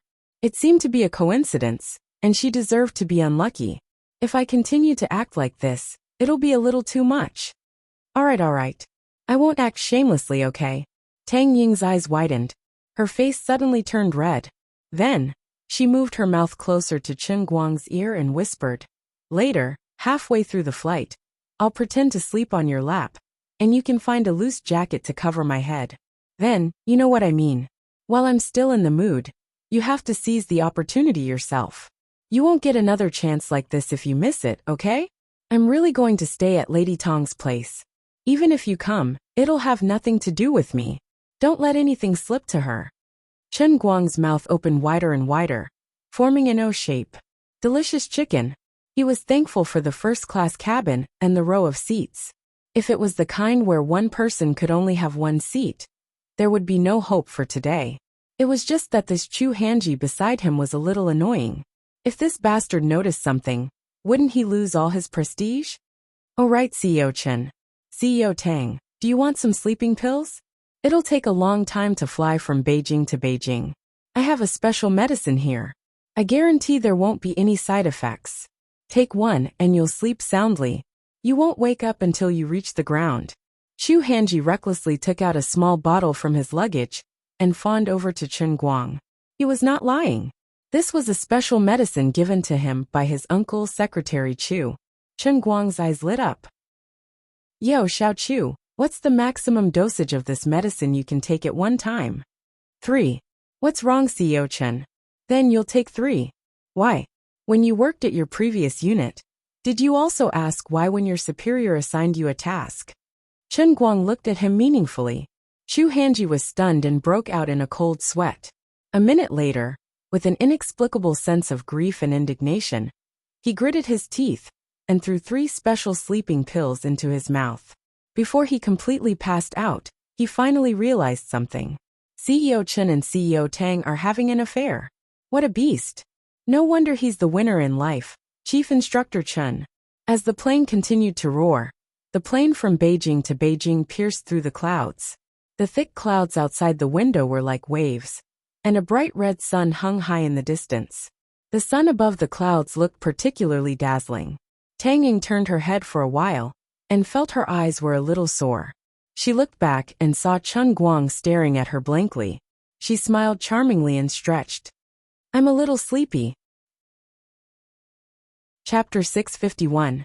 Chen Guang continued to stare at her blankly. Perhaps it was because of the bright sunlight shining in through the window, but at this moment, Tang Ying looked exceptionally charming and moving. She was even more charming than when she was focused on the operating table with the scalpel. Although he had always known that she was beautiful, and that she also had a kind of strange charm that quietly moisturized everything, at this moment, her simple smile, and even more simple stretching posture made her charm even more vivid and vivid. Chen Guang's eyes gradually straightened. Tang Ying's hands were raised high, and her chest looked especially straight because of her stretching posture. He couldn't help but think of the first time he met her in his car.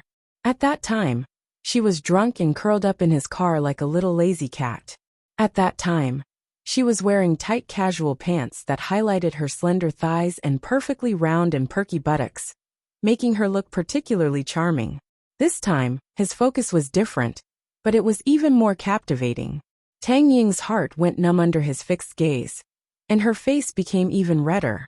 She stretched out a finger and lightly tapped his forehead.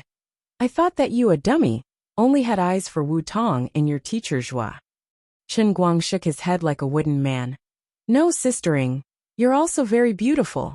Compared to your classmate? Tang Ying had met Sun Xiaoxuan before, and she had a deep impression of this delicate girl from Jiangnan's water village. Chen Guang replied without hesitation. Each has their own merits. You two are different women. It seems that Lady Tong was right about one thing. Tang Ying blinked her misty eyes. What did Sister Wu Tong say about me? She said that although you're a very responsible little boy most of the time, your willpower is so weak that people can't look at you directly. You're also very perverted, and your skin is super thick. Tang Ying began to slowly lean her body towards Chen Guang, her lips almost touching his earlobe. She exhaled a fragrant breath and said, Lady Tong told me that after you saved her, the two of you stayed in the hospital that night. You just listened to the sound of her bathing, and you had an erection, right? At that time, I really thought that your kidneys were not light. Only later did I realize that you had deceived me so badly. As Tang Ying spoke, her breath gently brushed against Chen Guang's earlobe. The faint fragrance from her body wafted into his nostrils, causing him to feel something. Of course, Chen Guang knew what was going on. At that time, he had just mastered the Qilin arm. I'm not bragging, but if you find me a bent steel pipe and pass it through my hands, I can also squeeze molten steel out of it. Tang Ying's gaze drifted downwards, her face turning even redder, even to the tips of her ears. You're really dishonest. She yawned again. I'm really tired. I'll take a nap on your lap. As she spoke, she gradually lay down. Chen Guang's eyes widened. Tang Ying, who was pretending to sleep, pinched his thigh again. He quickly snapped back to his senses and pulled over the windbreaker that Tang Ying had placed beside her. He casually covered her body with it, then slowly pulled it up until it covered her entire head. It didn't take long before his pants were pulled open bit by bit. Then, he had no idea what was going on. Perhaps it was her hand, or perhaps it was something else. Sometimes it was warm, sometimes it was tight, and sometimes he felt a cool breeze blowing in through the gaps of the windbreaker. It was a feeling that was hard to describe with words. The biggest stimulation came from the environment he was in. Although the density of passengers in the first-class cabin was not as high as the economy cabin, there were still people in front and behind Chen Guang. Looking up, he saw a flight attendant sitting not far away, waiting for a passenger to summon her. She could get up at any time. Chen Guang straightened his neck and leaned hard against the back of his seat. His eyes were filled with confusion, but he was afraid that someone would notice something. He had no choice but to put on a serious face, as though he was deep in thought. This kind of feeling was too torturous. Under the windbreaker, Tang Ying seemed to be a little angry. Why was this guy so difficult to deal with? Then she raised her hand. Chen Guang's mind suddenly went blank. Even now he still felt that it was unbelievable. How did things suddenly turn out like this? If the flight attendant came over and asked him if he needed anything, or if she was his fan and wanted to ask for an autograph, or if the people in the front and back rows raised their heads and found out that he was an omnipotent Superman, or if that unlucky guy Chu Hanji's sleeping pills were fake, he would wake up at this time. Well, no matter what the situation was, he might have to face the collapse of his life. The more afraid he was, the more intense the stimulation was. He began to feel nervous, hoping that this matter would end as soon as possible. But he was the strongest pile driver in history. The more afraid he was, the more things he had to worry about, and the more uncontrollable he would be. Chen Guang's heart beat faster and faster. He swore again and again that next time, he would definitely not be greedy for this kind of special stimulation. Why did he have to choose this kind of public occasion to do bad things? It was simply too scary, okay? But although he swore in his heart, his body was exceptionally honest. This was really the greatest enjoyment in the world. Unknowingly, his left hand pressed on the windbreaker tighter and tighter, and his right hand quietly moved under the windbreaker, pretending to hug Tang Ying's waist under the windbreaker. But in fact, he was moving up bit by bit. About 15 minutes later, finally, everything was over. This special situation, this special person, and this special feeling of tension made certain things happen faster than expected. He retracted his hand bit by bit. Before that, he slightly pulled down Tang Ying's messy clothes and arranged them neatly. His face regained its radiance of confidence, and there was no longer any trace of guilt on his face. As a person, it was better to be more confident. At the same time, his CK underwear was slowly pulled back. It seemed that Tang Ying had thoughtfully put a layer of tissue on it before this. The zipper was pulled back little by little, The whole movement was very gentle and very careful. Tang Ying pinched his thigh again. Chen Guang knew that she was almost done. He let out a long sigh of relief and touched his temple. There was cold sweat. Strange, why didn't she get up? Chen Guang was puzzled. She couldn't have fallen asleep, right? Hello, dear passengers. Would you like to drink coffee, tea, or Coke? At this time, the flight attendant who had been sitting at the head of the cabin suddenly stood up and then began to ask the passengers what they wanted to drink. Thank you, orange juice. Unfortunately, Chen Guang was in the third row. The passengers in the first row said that they didn't want anything, and the passengers in the second row asked for orange juice. Then the flight attendant quickly asked Chen Guang. When she got closer, the beautiful flight attendant seemed to notice Chen Guang's face. She was a little surprised at first, then she stared at him carefully. After a while she reacted and said, "Hello, Mr. Chen. What would you like to drink?" Well, she recognized him. While speaking, the flight attendant looked down at Tang Ying, who was lying on Chen Guang's lap pretending to be asleep. There was a sense of curiosity in her eyes. Chen Guang grinned. Milk. Then his thigh was pinched by Tang Ying again, and he felt a sharp pain. Chen Guang swore that in the next customized special training, he must first train this thigh muscle. Sorry, Mr. Chen, we don't have milk. The flight attendant still had a professional smile on her face, but her eyes were clearly shining with the light of gossip. Coffee then, thank you. Chen Guang just wanted to send her away. The flight attendant quickly poured a cup of hot coffee for Chen Guang, and then began to hand it to Chen Guang. At this moment, Chen Guang was alarmed. A stewardess like you will definitely be fired. Sure enough, with Chu Hanji between them, her hand seemed to be a little unstable. The cup in her hand was shaking, and there was a risk that it would be knocked over at any time. This girl wanted to make a big news. She just wanted to know who was lying on her lap. When Chen Guang realized that something was wrong, it was already a step too late. The plane seemed to be shaking at the wrong time. Her hand shook violently, and the hot coffee spilled on Tang Ying's windbreaker. I'm sorry. Tang Ying felt a warm sensation on her neck, and she knew that she couldn't pretend anymore. She secretly glared angrily, and with a gulp, her tongue suddenly rolled around in her mouth. She then pretended to be sleepy, and straightened her body in a daze. What's wrong? Then she realized that her windbreaker had been splashed with a large amount of coffee. Fortunately, it was all blocked, and the clothes inside were not wet. The gossipy flight attendant looked flustered. She took out a tissue from her pocket, and pretended to help Tang Ying wipe the coffee off. However, Tang Ying gave her a sweet smile. It's okay. I'm not wearing this anyway. I'll just take it back and wash it. Give me a glass of orange juice. That's right, it's aged orange juice. Thank you. Chen Guang's thigh was hit again. Sorry, we don't have orange juice. Coke it is then. Okay, Miss Tang. Tang Ying said in surprise. You know me? Yes, I saw Tianguang Agency's press conference a few days ago. I know you're the vice president of Tianguang Agency. Tang Ying laughed. Oh, you're also a fan of our Chen Guang?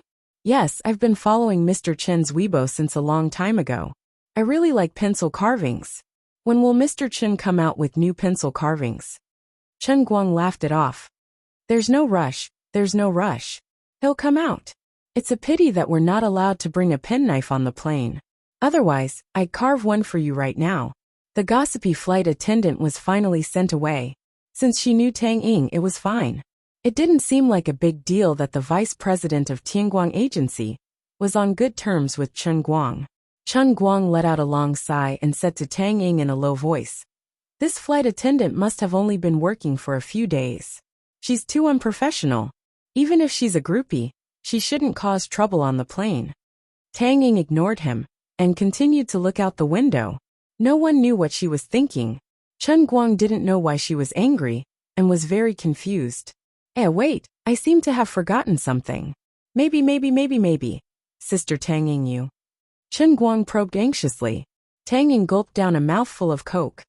Old juice doesn't taste good at all. It stinks. Don't talk to me. I want some peace and quiet. Don't ask me who peace and quiet are.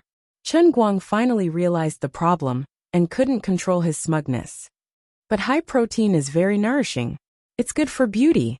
Tang Ying turned around and grinned. Don't be so cocky. If you piss me off, I'll put you under anesthesia and cut it off. Chen Guang glared at her and touched his teeth. Sister Tang Ying, there's a line hanging from the edge of your teeth. Tang Ying rolled her eyes and turned her face away. Her throat moved, but no one knew if she was swallowing saliva or something else. Poor Chu Hanji. He didn't wake up even when the plane arrived at the station. He was carried by Chen Guang. After getting off the plane, Tang Ying didn't go with Chen Guang. She seemed to be really there to attend some medical conference. She got into the car arranged for her by the conference organizer and left. On the other hand, Chen Guang was more than happy. He threw Chu Hanji into the hongqi that his superiors had secretly arranged for him before he made another call. Since he had already lied to Tang Ying, then he had to cover it up. Since Tianguang Brokerage's people had nothing better to do, he might as well summon them all over to Beijing. Regardless of whether it was a vacation or a cover for him, it wouldn't be a problem. The stewardess on the plane also reminded Chen Guang that it was time to consider expanding the influence of the pencil-sharpening world. Among all the worlds in a cup that he had perfected, only the world of piano and the world of sharpening pencils had a daily production of faith value of 4 digits. Among them, the world of piano had a daily production of less than 3,500, and the world of sharpening pencils had a daily production of less than 1,500. Compared to the other worlds in a cup, it was really shabby. For example, the world of the sword tower and the world of darts were already maxed out. Even the world of the Kirin arm was 18,000. The world of the racing god training ground was as high as 26,000. The world of the pile driver was almost naturally maxed out. Up until now, he had only enjoyed the special training of building the strongest body for 3 months. The beggar version of the world in a cup that only required 600,000 faith points was too much for him. The poor version of the world in a cup wasn't much better either. The luxury version of the world in a cup that only required 1.2 million faith points for each session was barely acceptable. The need for faith points was infinitely large. It would be too much for him to rely on himself. He should make use of Tianguang agency. Money wasn't a problem. It didn't matter how much losses he incurred. Anyway, the elders just wanted him to be a high-profile prodigal. Therefore, to quickly increase the production of faith points, he had to start with the world of pencil sharpening and piano. Yu Hong, Yu Fong Tianyu, and Lu Xiaoyang have all come to Yinjing. You've all seen my Weibo, right? My next goal is to promote the influence of my pencil sharpening and micro-carving skills. Help me think of ways, be it spending money or hiring people, organizing activities or competitions, it's not a problem. I only have one goal, and that is to make me more famous. Let more and more people know that I'm good at this. Even sharpening pencils can be packaged as a high art. If possible, put it on UNESCO's Intangible Cultural Heritage list. What? Afraid of losses? It's not time for our company to reap the harvest yet. Continuing to package my image is the most important. Find a big stage for me, a big platform, make me more popular. As long as I'm popular, our company won't fall. Do you understand? Time is tight, so all 3 of you come. Do your best. Try your best to accomplish something while I'm in Yanjing. Oh yes, I'm good at playing the piano too. To put it bluntly, I'm the best piano player in the world. The 3 of you have to think of ways to help me expand my reputation as the best pianist. Brag or create hype, it's not a problem. What? There's no first place in literature and no second place in martial arts. Will others be unconvinced? I don't care who is unconvinced. As long as there are people who are convinced, it's fine. Furthermore, it's good that more people are unconvinced. Let's organize a competition and let them compete with me. Remember, for these few days, the most important thing is to sharpen pencils. The second is to play the piano. And then it's my turn to participate in Uncle Big Beard's movie signing ceremony. As for other commercials, visits, announcements, and the like, don't accept any of them. Also, don't do anything about the knife tower and darts. I'm not interested in these 2 things. After Chen Guang hung up the phone, Yu Hong and the other 2 looked at the business development plan that had just been sorted out and looked at each other. This plan was the blood and sweat of the company's middle management. It involved the packaging of Chen Guang's personal image and the entire business development system. From Weibo jokes to advertisements, to live streaming program planning, to advertising endorsement negotiations, and finally, a series of contracts that Chen Guang considered participating in variety shows, and even esports promotions, all of which were rejected. Only one of them could be kept. Lu Xiaoyang was trying to find a connection, and if it was successful, he might be able to get Chen Guang to hold a piano concert in the Golden Hall of Vienna. However, it wasn't something that could be done in a short period of time. The three of them suddenly had a feeling. Why don't we pack up and go back home to farm? We'll starve if we follow CEO Chen. Chapter 652. Yu Hong felt that he was in an awkward situation. To think that I, the core member of the Tang Jie Foundation, who was deeply trusted by Tang Xiaokai, came all the way back to the country to be your right-hand man. Although Mr. Tang had previously said that it didn't matter if the company was making a profit or losing money, Mr. Chen's attitude was a little too casual. All right, no matter how much Yu Hong felt, he still followed Chen Guang's instructions and went to Beijing with Fang Tianyu and Lu Xiaoyang to carry out the mission that Chen Guang had casually thrown out. It didn't matter if the boss's decision was stupid or not, but as the boss's subordinate, even if he knew that the decision was stupid and fraudulent, he still had to complete the task given by the boss, since he was still receiving his salary. If he did his job properly, it would be the boss's fault if he lost money in the end. If he didn't complete the task given by the boss, he might not be happy even if he helped him earn money in the end. What if Mr. Chen really had a far-sighted plan and could use his sharp judgment to see through the market and point to the core of the company's development when they still couldn't understand it? What if what he said was right? Idiot! Wake up! They were getting closer and closer to a heavily guarded villa, but Chu Hanji was still snoring loudly. Chen Guang began to panic. If Secretary Chu knew that he had forced his nephew to take 3 hypnotic pills, Secretary Chu would fight him to the death, right? Finally, Chu Hanji opened his eyes in a daze. See, Chief Chen, where are we now? I'm not very sure either. We just passed 2 especially large huanghua trees, the kind that would require 7 or 8 people to wrap their arms around it. The forest in front is very dense. I didn't expect there to be such a place in Beijing. Seeing that he had finally woken up, Chen Guang felt relieved. What? Chu Hanji let out a low cry, then abruptly came to his senses. He sat up straight and subconsciously tidied up his clothes. Why are you so surprised? Chu Hanji saw that he didn't take it seriously, so he reminded him softly, Chief Chen, we're almost there.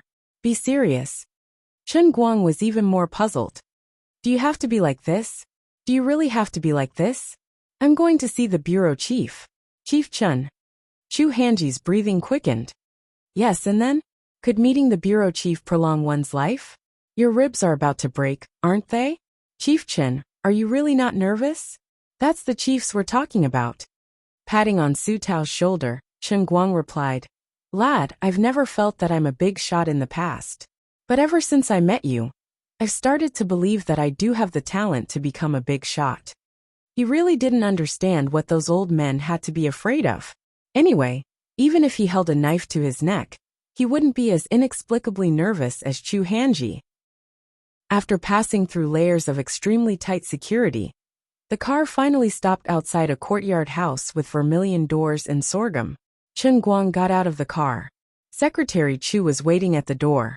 He still had that warm smile on his face. As an exceptionally important secretary, he had truly done his best to be a person. Chu Hanji, who got out of the car with him, looked at his uncle nervously. He lowered his head and didn't dare to say anything. Secretary Chu first waved at Chen Guang. Little Chen, you're here. The chiefs are all waiting for you. Chen Guang greeted Secretary Chu and went in on his own. He didn't know where to throw Chu Hanji. This poor guy wasn't qualified to enter the courtyard house. As soon as he entered, Chen Guang saw a few old men sitting under a tree, shouting and playing chess. Old Jiang and Old Jean were sitting opposite each other, and a bunch of old men that he had never seen before were pointing fingers at each other. It was a lively scene, and there wasn't the slightest bit of tension or seriousness in the atmosphere. Recalling how Chu Hanji was so nervous that he started sweating, Chen Guang found it funny. Is there a need for that? Oh, little Chen is here? Great, let's talk about something. On the other side, old Jiang, who was scratching his ears and cheeks, looked around and saw Chen Guang when he raised his head, and he abruptly stood up. Don't you dare run. Finish this game. Old Jean didn't agree. Old Jiang quietly moved his big butt and touched the chessboard lightly. The chessboard was overturned, and with a clattering sound, black and white chess pieces were scattered all over the ground. Ah, the chessboard is overturned. Forget it, old Jean. I won't argue with you today. It's a draw, okay? Go to hell. I have at least 5 more eyes than you, and you have the cheek to say it's a draw? You disrespectful old man. I'm going to kill you. Old Jean rolled up his sleeves and was about to charge at him. All right. Be quiet. Don't let the younger generation laugh at you. An old man on the side coughed seriously and finally calmed the crowd down. Chen Guang looked at the group of old men quietly and thought to himself, although you say don't let me laugh at you, your bodies are exceptionally honest when you are fighting. It seemed that with his arrival, this unique game of chess and the amateur activity of gossiping about despicable people had officially come to an end. Old man Jean put down his dispute and ran over to pull him back. The other group of old men went to the main hall of the courtyard one after another. It seemed that they were going to discuss something. Chen Guang, come here. I have something to ask you.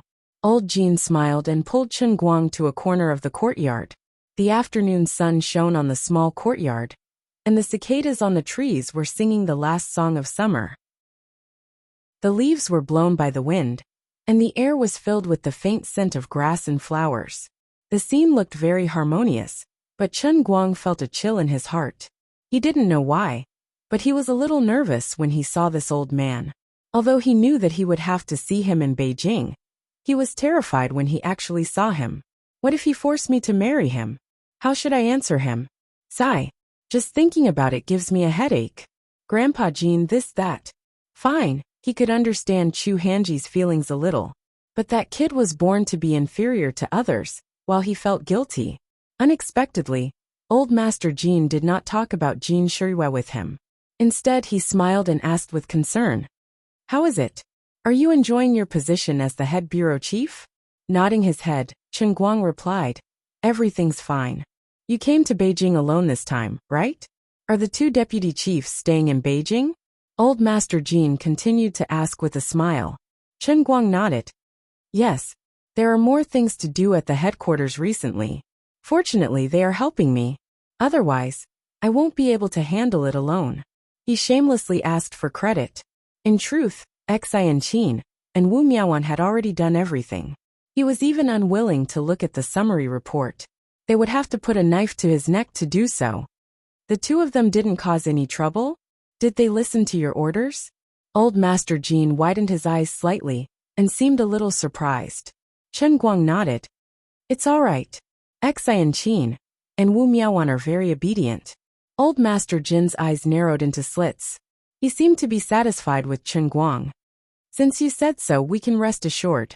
We were worried that the people from the Thousand Despair sect in Thousand Flower Valley would be arrogant and unruly. I didn't expect you to make them so obedient. When I recommended you to be the head of the Guangding headquarters, many people had different opinions. You did a good job and didn't make things difficult for me. Only then did Chen Guang realize something. It seemed that it was an incredible ability to command Enchanting and Wu Miaowan around like a madman. When he thought about it, it made sense. The 2 little Lolas were inner force martial artists after all. They were highly skilled, and their personalities were jumpy. It was indeed difficult for ordinary people to control them. He had also relied on his charm to seduce them. Uft. He had relied on his personal charm. Haha. Perhaps it was the temptation of the painting scroll. Or maybe it was his godly dart skills and fame in the global escort industry that helped Enchanting increase the influence of her Thousand Despair sect. In short, little Enchanting had inexplicably relied on him. At the same time, her bestie Wu Miaowan also became easier to talk to. So this is what I'm capable of? I was born to do great things. Ha ha ha, Grandpa Jean, you flatter me. This is what I should do. Chen Guang cupped his hands slightly and said humbly with his head lowered. I'm not flattering you. You don't know how difficult it was for us to deal with inner force martial artists in the past. Otherwise, we wouldn't have made no progress in the past few decades. This time, we made up our minds and fought with our lives on the line, just to get things done once and for all. Those strong people are arrogant and unreasonable. That's why we came up with the idea of using martial arts to rule martial arts. If we want the Guangdong General Bureau to escape the vicious circle of the Special Affairs Bureau, we have to cooperate with martial artists from the beginning and integrate them into our own system. However, in the past, our dealings with martial artists often ended on bad terms. It's extremely difficult for both parties to come to an agreement, but you've solved the problem. Of course, it's all thanks to you, Chen Guang asked curiously. But as far as I know, the Thousand Despair Sect and the Thousand Flower Valley aren't very strong martial arts forces. Are they? If you want to use martial arts to rule martial arts, you should at least find a strong enough partner, right? Old man Jean rolled his eyes. Do you think we don't want to? However, the stronger the sect, the more arrogant they are. We can't even contact them, let alone work together. The Thousand Despair Sect's abbess took the initiative to propose a partnership, and we're more than happy. Why would we be picky? Besides, using martial arts to rule martial arts doesn't mean that the martial artists we're on good terms with are strong. They're just a link for communication. What really allows us to hold our heads up high is still the power in our own hands. As for which sect your two deputy chiefs are from, that's not important. Chen Guang nodded. That's true. Grandpa Jean, you're right. The older the wiser. Don't let your guard down too much. For now, the Guangdong General Bureau only needs to communicate with the Special Affairs Bureau's personnel, who can be instigated. However, once the individual military exercise ends tomorrow, there will be martial arts forces spying on us one after another. At that time, how do we convey the spirit of the central government? How do we make these people vigilant and not dare to act recklessly without being overly sensitive and conflicted? How do the two sides reach a specific cooperation intention? That's the most difficult part of our work. Chen Guang began to feel dizzy. Old man seemed to be in the zone. But I don't really want to hear about these things. I just want to take my revenge and help Wenwen solve her problems, okay? At present, the most basic standards we've set are as follows. First of all, we need to distinguish whether these people are real or fake. If we find people who are pretending to be, but actually have ulterior motives, or people who keep giving advice and acting recklessly, you need to report it immediately. If necessary, we'll use our military force to strike them down as a warning to others. If they're real, we need to have a detailed discussion with them. We need them to hand over a list of their members and the specific location of their sect. At the very least, we need to know which people are inner force martial artists. If we encounter a particularly weak sect, we can try to exchange techniques with them with suitable conditions. Chen Guang basically wanted to fall asleep. It was a hot summer day, and he was sitting under the shade of a tree. It was a good time to take an afternoon nap. In addition, the temporary administrative measures for inner force martial artists that we're drafting will also clarify the scope of their privileges. We won't completely deprive them of their privileges. After all, they're also capable people and deserve to be respected. However, their privileges will no longer be as boundless as before. It's strictly forbidden to treat ordinary people as if they were grass. Chen Guang's eyes narrowed, and he seemed to be listening very carefully. Once the cooperation between the two parties is confirmed, the other party will at least have to be registered in the Guangdong General Bureau. Entering and leaving the country will also be regulated. If a large-scale fight inevitably breaks out, it must be reported and registered, and the innocent must not be harmed. Even if it's added later, it's acceptable. The registration of a sect will have a certain degree of economic and political advantage, but our ultimate goal is to form a deeper cooperation. Of course, all of this is just an armchair strategist like us old men. We still have to wait for the matter between the Wen family and the dark sect to come to an end. Right now, these two forces are in a fierce battle, and the outcome will affect the entire pugilistic world of inner force martial artists. We still need you to maintain communication with the Wen family and provide them with the necessary help. Currently, we're more optimistic about the moderate Wen family. Hey, Chen Guang. Chen Guang. Huh. Alright, Grandpa Jean. I'll definitely complete the mission. Hee hee, young man. I'm relieved that you're so confident. Old Master Jean patted Chen Guang's shoulder again. He was very satisfied with his high fighting spirit. Alright, I can tell that you don't like to stay with old guys like us. The side yard next door is a place for you young people to gather. Go there and wander around. Only the young people have a common language. I'm going in for the meeting. Finally they could escape. Chen Guang and Old Master Jean nodded and were about to leave. By the way, don't let Shirua down. She's really serious about you. Old Master Jean suddenly added behind Chen Guang. Chen Guang's body stiffened, and he slowly turned around like a wooden man. Just as he was about to say something to fool the old man, he realized that the old man had already stepped into the inner gate. He did not even wait for him to reply. Chapter 653. Secretary Chu had already walked over with a strange smile on his face. Little Chun, come over here. There are quite a lot of youngsters here today. I'm sure you guys have something to talk about. Chen Guang didn't want to talk to any youngsters. His mind was filled with memories of what old Master Jean said when he was in a daze just now. Forget it, don't worry about the details. I'll just deal with it as it comes. Unlike the courtyard house where the old masters were, the side house next to it was much more lively. But when Chen Guang saw the bunch of youngsters that old Master Jean mentioned, he felt a headache coming on. The youngsters in your house are all old guys in their 40s and 50s. I should call the youngest one here uncle, okay? That's right, isn't that my uncle Wu Shanwu who is wandering around in the crowd? What the F***ck can I have in common with these old men? I just want to find a quiet place to hook up with the female fans on Weibo, okay? That's right. The people gathered in the side house weren't the group of youngsters that he ate with at the youth hall last time. Instead, they were the parents of those youngsters. Currently, there were many youngsters who held real power in the country, be it in the military or in the political circle. In short, none of them were simple. In a sense, to old Master Jean, they were indeed the standard youngsters. Like Shen Yuliang, or those high school girls in the youth hall. They weren't even qualified to participate in the meetings and gatherings of this place.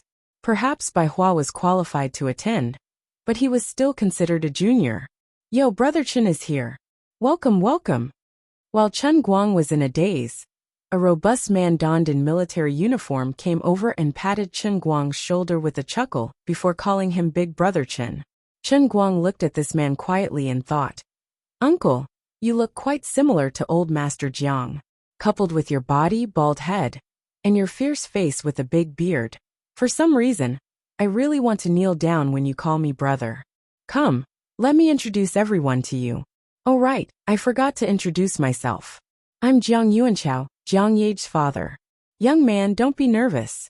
I just lost a bet with Wu Shan. I said that if I lost, I would have to call you Brother Chen. It was just a joke. Don't worry about titles. The middle-aged baldy happily patted Chen Guang's shoulder and called him Brother Chen again.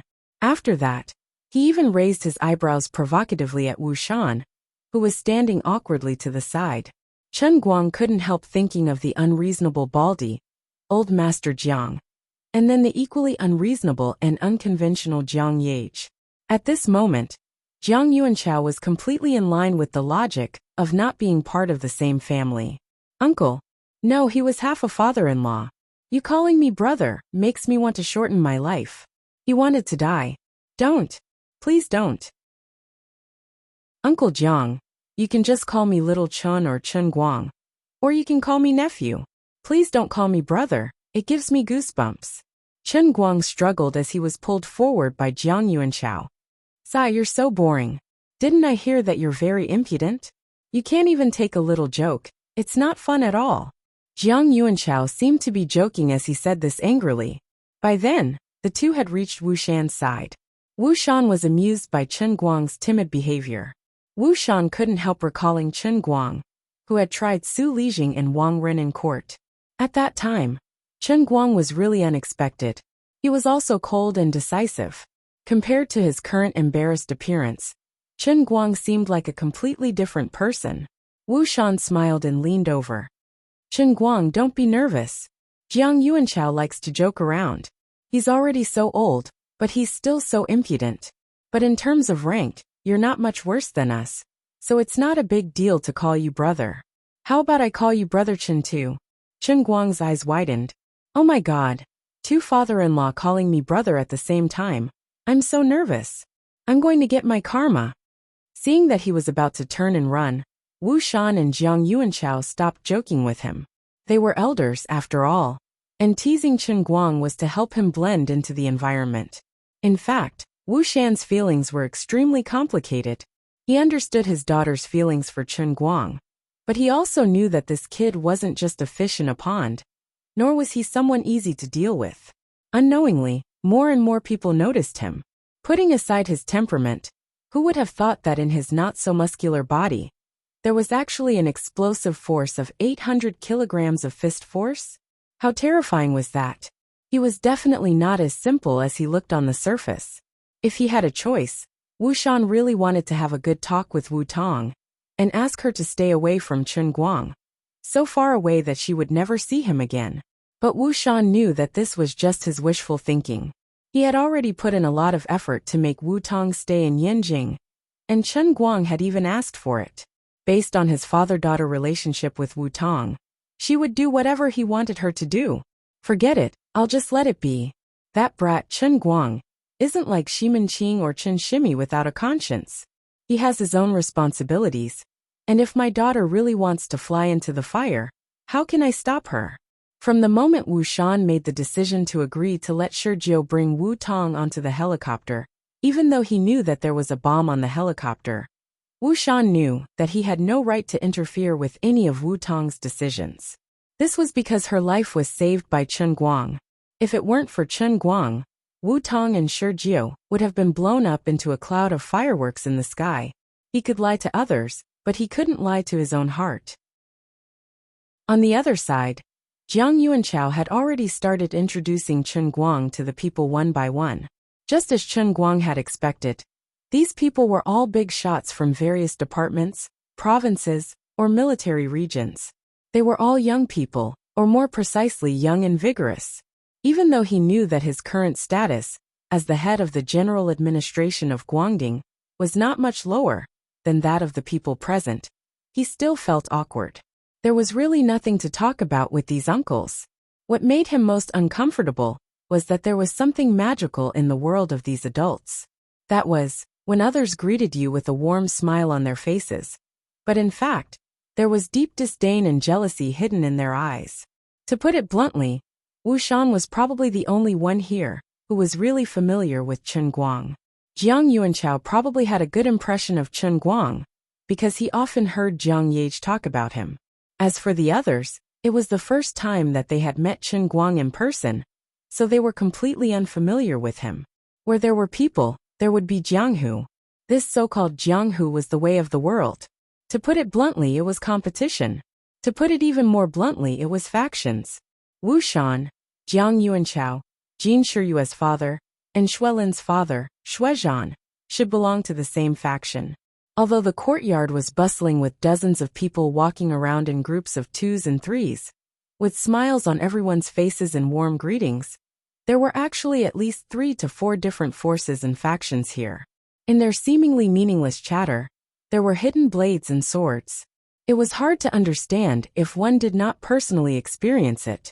Sometimes, even in this kind of informal and casual social occasion, a wrong word or a wrong attitude could bring far-reaching consequences. Chen Guang was young and did not come from a prominent family. He was inexplicably pushed to his current position, although he did not take it seriously, and the people here who really knew his identity as the director of the Guangding General Bureau were only talking about a few core members. Just from the fact that Secretary Chu brought him here, it could be seen that in the hearts of the elders, Chen Guang was on the same level as all the young people here. His appearance made the already turbulent social occasion even more turbulent.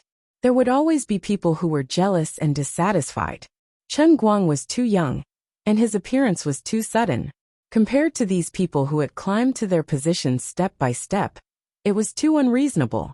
In the eyes of some people who knew a little inside information, but did not know everything, Chen Guang was able to attend this occasion because of the Jin family's care for him. But this care was too much, and even Lin Jingwei was not qualified to do so. You're the pillar of our country, so you have to take care of yourself. Chen Guang's eyes gradually narrowed. Yes, that's right. According to age, many of the people in this hall are indeed my elders. I admit that I look young, but it doesn't feel right coming from your mouth, does it? Who the hell likes to recognize elders? It's natural for me to call those who are close to me uncle. But who do you think you are? I don't even remember your name. And you have the cheek to call yourself an elder? Sorry, I'm not close to you. Chen Guang's face turned cold as he said indifferently, So sir, please don't lecture me.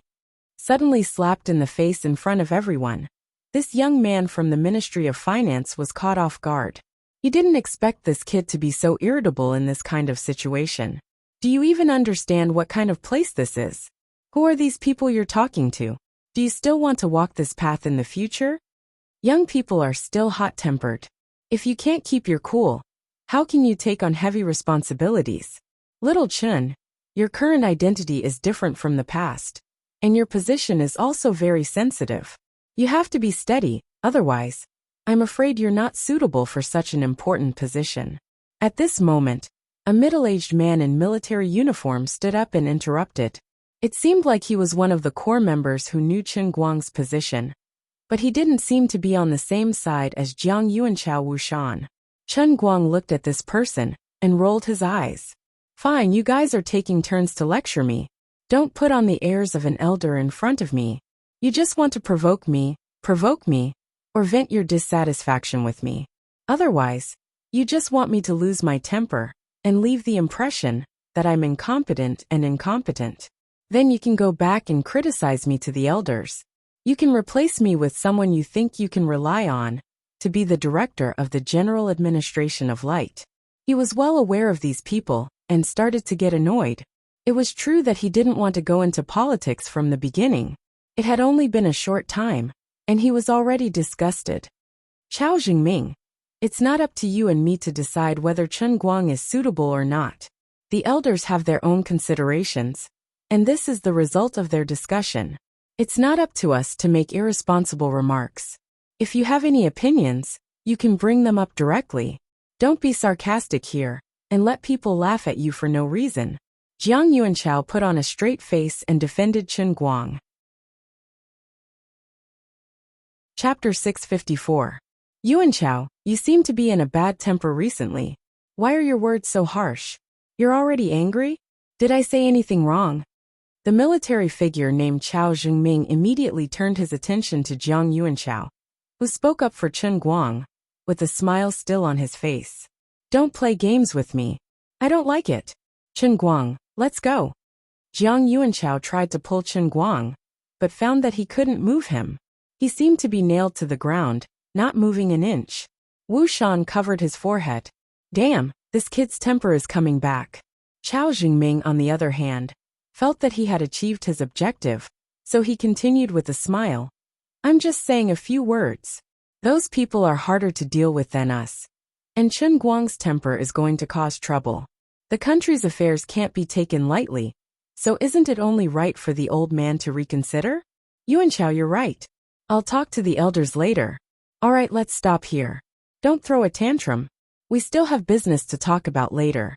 There are still many details that we haven't settled on for the red-blue military drill in a few days. Chen Guang was really disgusted by this person. After saying all the ugly words, he turned around and talked about business with you. He didn't know what others thought of him, but he really couldn't stand it. Mr. Chao, great minds think alike. No bears think alike. I also feel that I'm not suitable. Otherwise, who do you think is more suitable to be the bureau chief? I'm really not interested in accompanying you. It's boring, disgusting, ugly and dirty.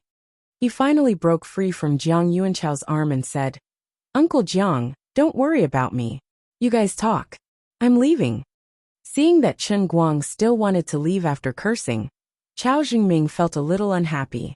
The reason why the old patriarchs got Secretary Chu to bring Chen Guang over was to integrate him into their circle.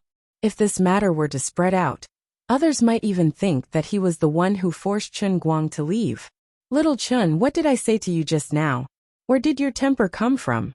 Don't you have any respect for your teacher? I'm trying to reason things out with you for your own good.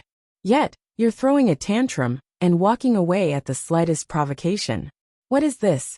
I'll pretend that I didn't hear you calling me a coward, and I'll tolerate you calling me disgusting, ugly and dirty. It's all because you're young, but don't go too far, right? Chao Jingming still had a very calm expression on his face, as if he was really letting Chen Guang have his way. In this way, if Chen Guang really left, no one would say anything wrong with him. Exactly. You have no respect for your elders.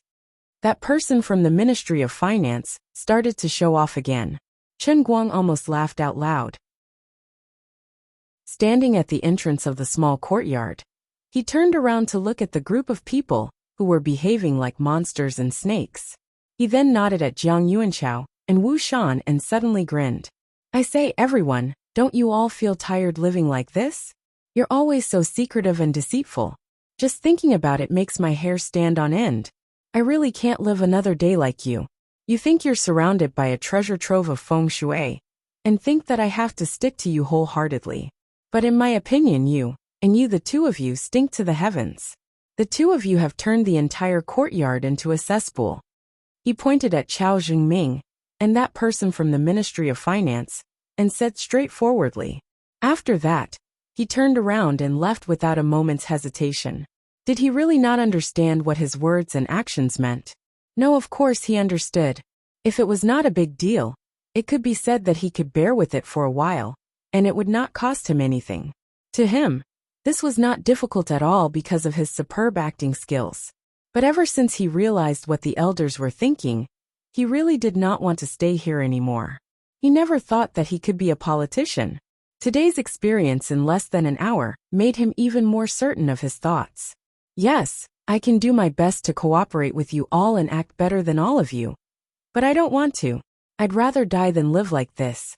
His act of throwing a tantrum in front of everyone seemed childish and impulsive. But in fact, he was deliberately throwing the difficult problem back to the elders. He was deliberately telling them, you guys better save it, I'm really not cut out for this. Alright, he was preparing to quit. This is just a small matter, and you guys are already making me so disgusted that I can't even eat.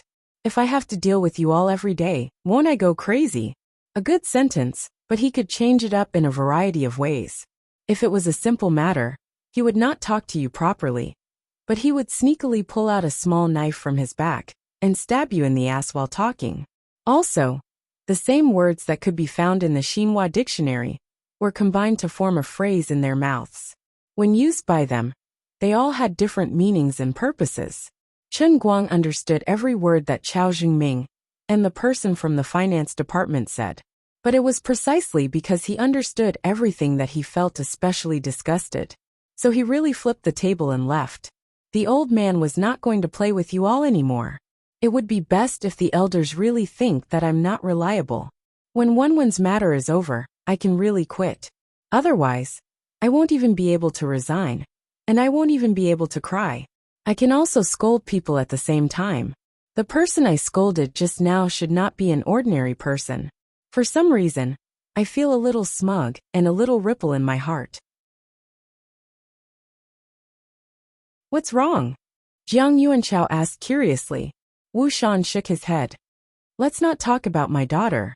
Chen Guang might seem to be behaving arrogantly today, leaving the impression that he's a hothead. If it wasn't for me personally witnessing how he flipped Su Lijing upside down, and how he forced Su Lijing into a dead end with just a few words, I would have nearly been fooled by him as well. With just a few words, he drew a clear line between Chao Jingming and those people in the finance department the first time we met. He also left us behind on the surface, but in fact he was secretly on our side. What an amazing kid. The younger generation will surpass us in time. He will definitely become a great person. Jiang Yuanchao concluded.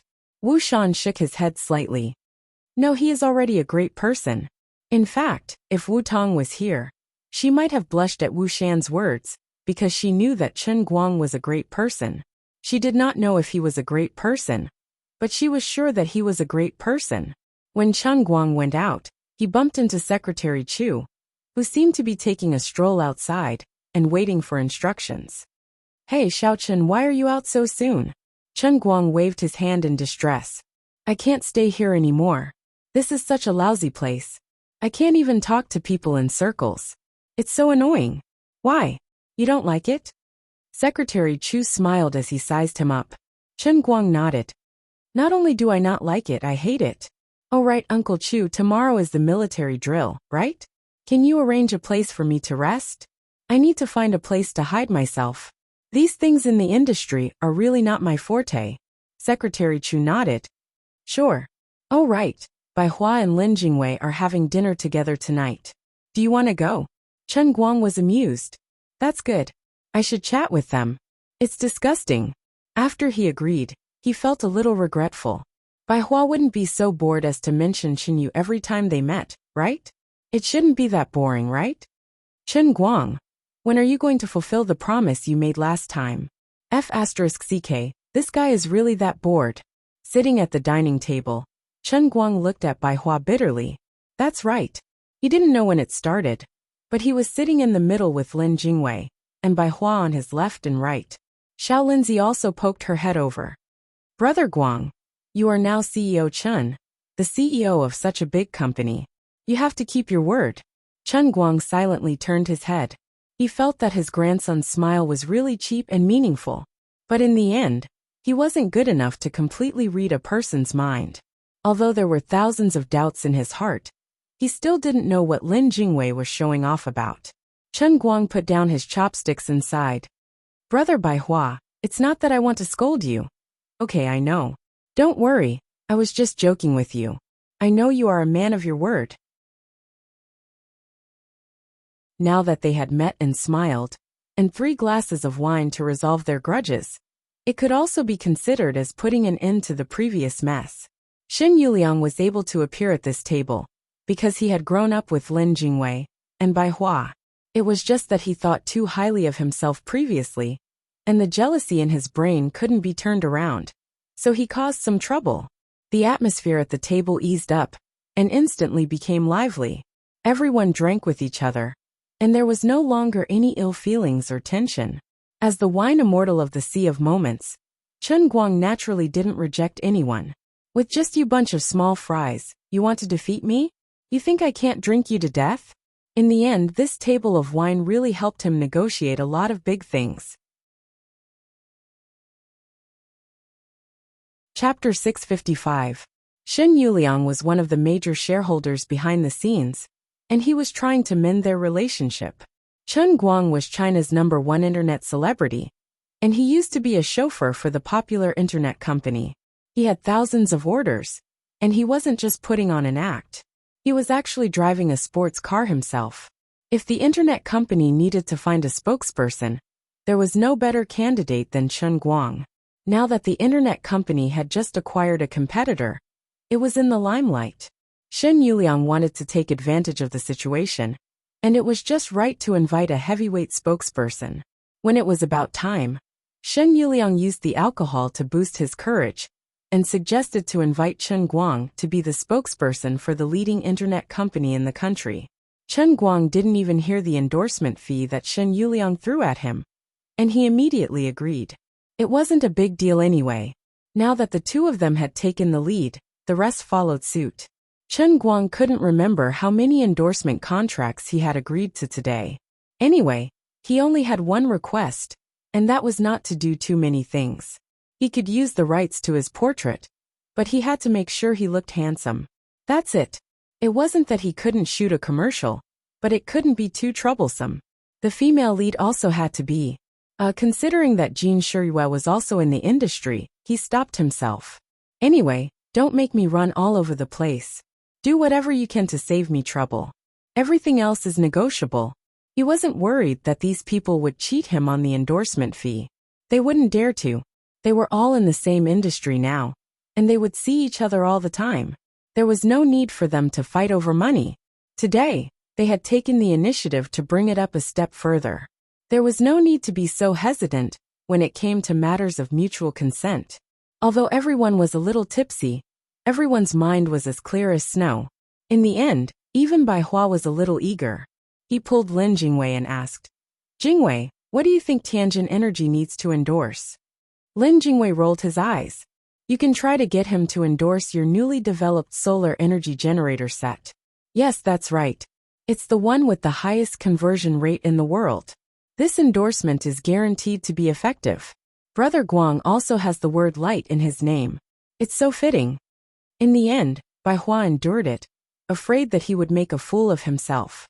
While Chen Guang was happily eating and drinking at the table, his 3 right-hand men of Tianguang brokerage were sitting in a hotel room, frowning. "Boss Chen's mission is so difficult. I have no clue." Fang Tianyu lit another cigarette. This was the second pack of cigarettes he had ordered tonight. Yu Hong's eyebrows were also tightly knitted together. He did not smoke, and Fang Tianyu's second-hand smoke made him dizzy. The direction that Boss Chen mentioned is indeed a bit too broad. As for how to implement it specifically, I really can't think of it. Pencil sharpening, microcarving. How were they going to promote it? Besides, who would be interested in sharpening pencils? I can't even find a clue to promote it. It's not easy to find someone to hype it up. Even if the major media picked up on the news, it would be useless. We can't possibly get someone to print flyers, saying that the almighty Superman Chen Guang is the best sharpener in the world, and distribute it everywhere. Lu Xiaoyang was wearing a mask and sunglasses. He could not help it. He was also suffering from the smoke. "Damn old you. Why are you crying?" Fang Tianyu was also shocked. He reached out his hand and patted Yu Hong's shoulder. "Old you, don't be sad. Let's think of a way together." Coincidentally, the finger that Fang Tianyu extended was the finger that was holding the cigarette. Yu Hong's tears flowed down. Crying. He really cried. A super professional was actually troubled by Boss Chen's order. This was a tragedy. "Old Fang, can you extinguish your cigarette? If you continue to smoke me for a while, not only will I cry, I will also go blind." Yu Hong had endured for a whole night and finally said this.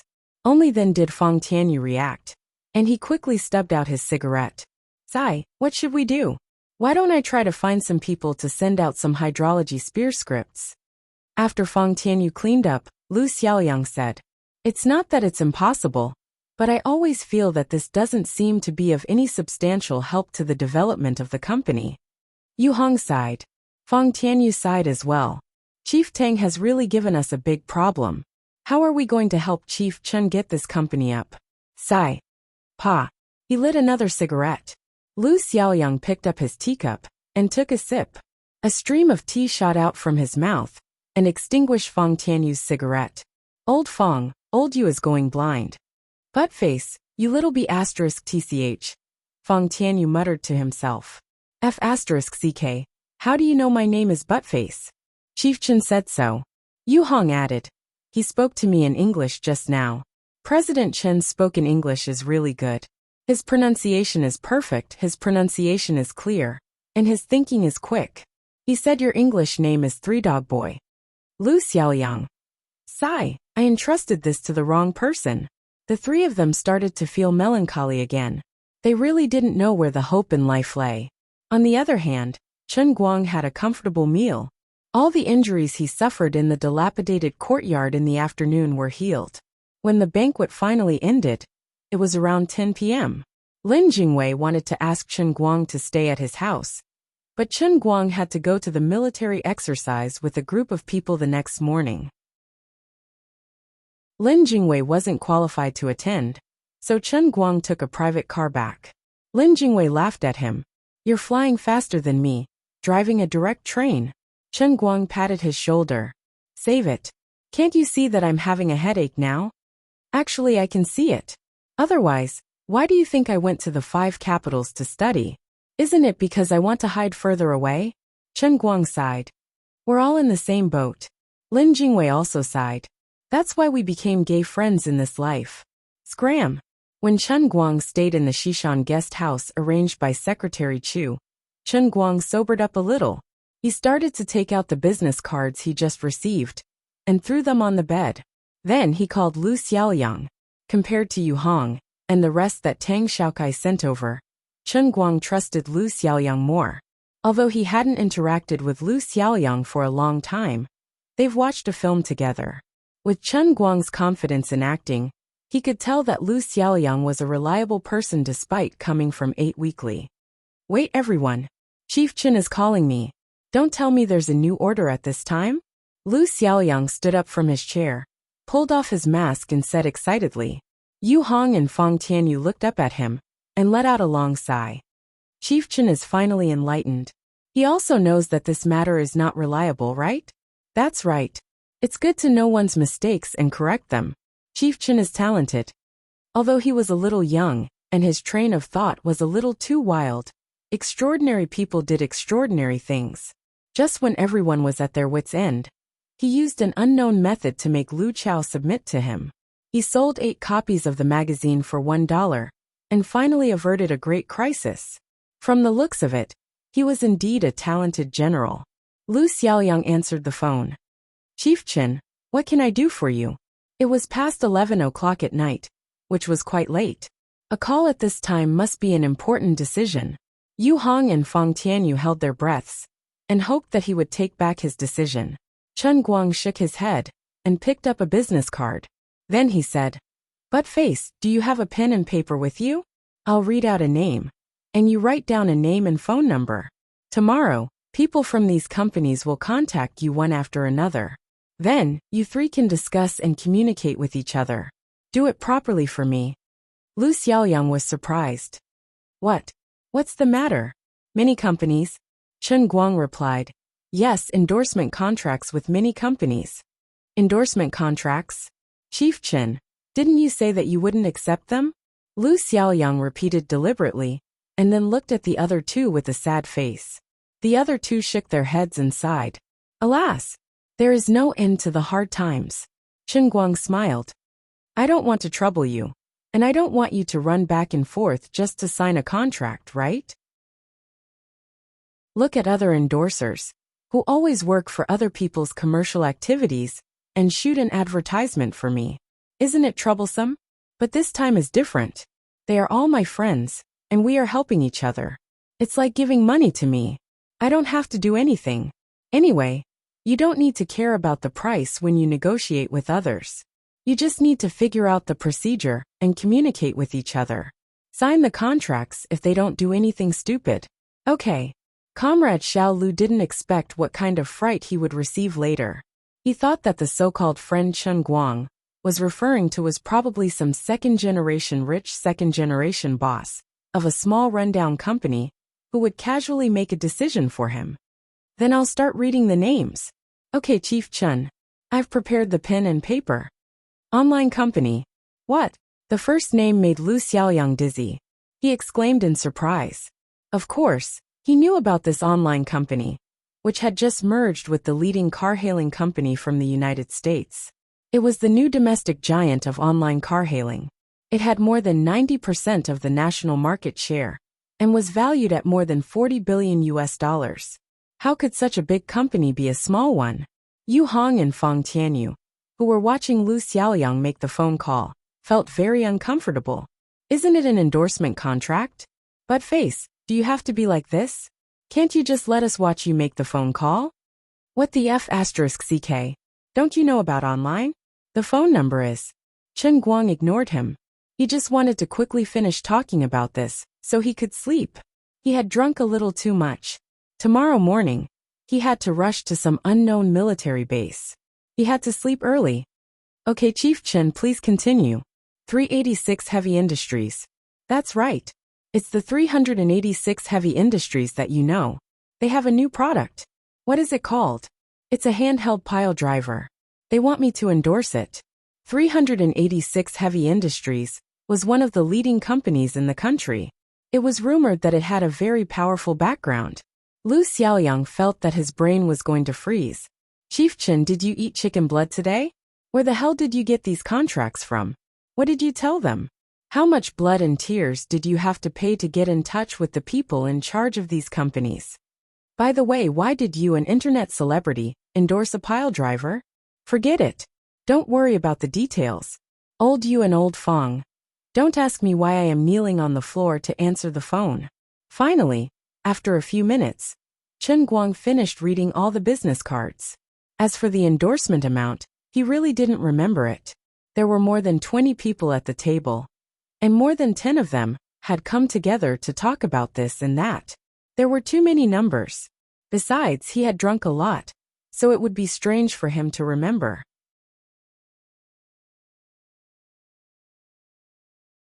You have to be responsible for all the shareholders of Tianguang Brokerage Company, and you are no longer a subordinate of my Tangjie Foundation. You know how to handle this matter, right? I will send someone from the Tangjie Foundation over. If Chen Guang has no other arrangements for this endorsement fee, treat it as financing into the company. The shares will fluctuate according to the changes in the funds. In short, you must make Chen Guang satisfied and approve of it. Tang Xiaokai instructed. Yu Hong was clear. Actually, when Chen Guang chose to call Lu Xiaoyang first to tell him about this matter, he understood everything. Even until now, he had not understood Chen Guang's style of doing things. Nor did he know what Tianguang Brokerage Company would be like in the future. However, Yu Hong felt that it was time for him to have a clear position in his heart. Alright, not to mention anything else, just based on his terrifying ability to earn money, this company still had to be run. Chen Guang did not have the time to care about the matters outside. After hiding for many days, the individual military exercise that the old men had been secretly preparing for finally began on this day. It was very abrupt and many people did not even have the time to react.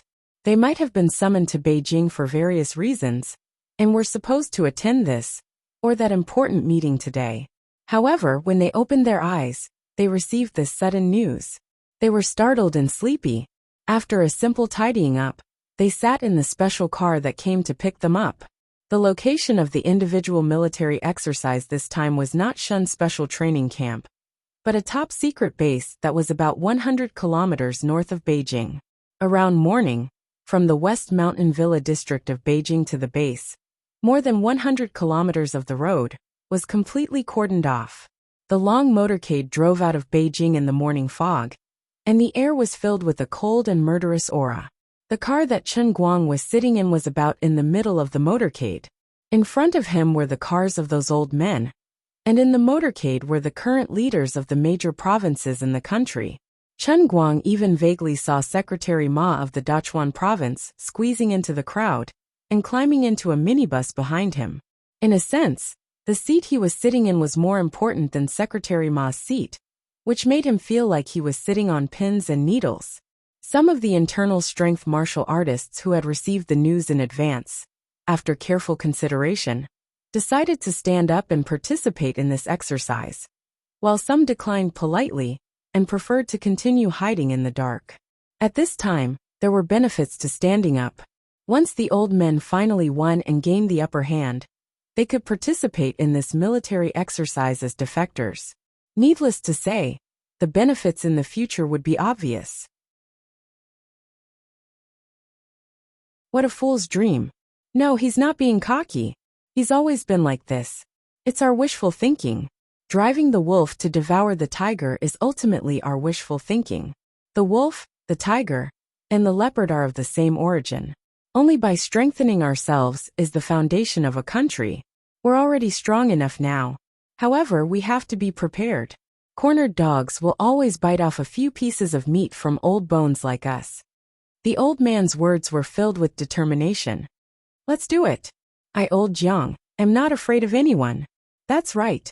I may be old, but I dare to go into battle with my sword. Old leaders, I, old Tan, am a messenger, Tan Jiahua said weakly. F*CKU.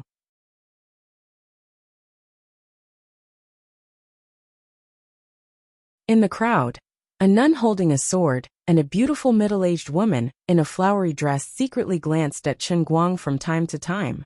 Chen Guang did not pay much attention to them. Instead, he tried to raise his head and remember every strange person he saw today. Is that Chen Guang? The beautiful middle-aged woman sat in the crowd and asked the nun beside her. Yes, it's him. The nun sneered. He looks like a young talent, but it's a little strange. His root bone is very strange. I don't know if it's because I'm too far away, or if I'm wrong. The beautiful middle-aged woman squinted her eyes, trying to see through Chen Guang in the distance, but she felt that he was unfathomable and unpredictable. You don't have to look. His root bone is very strange.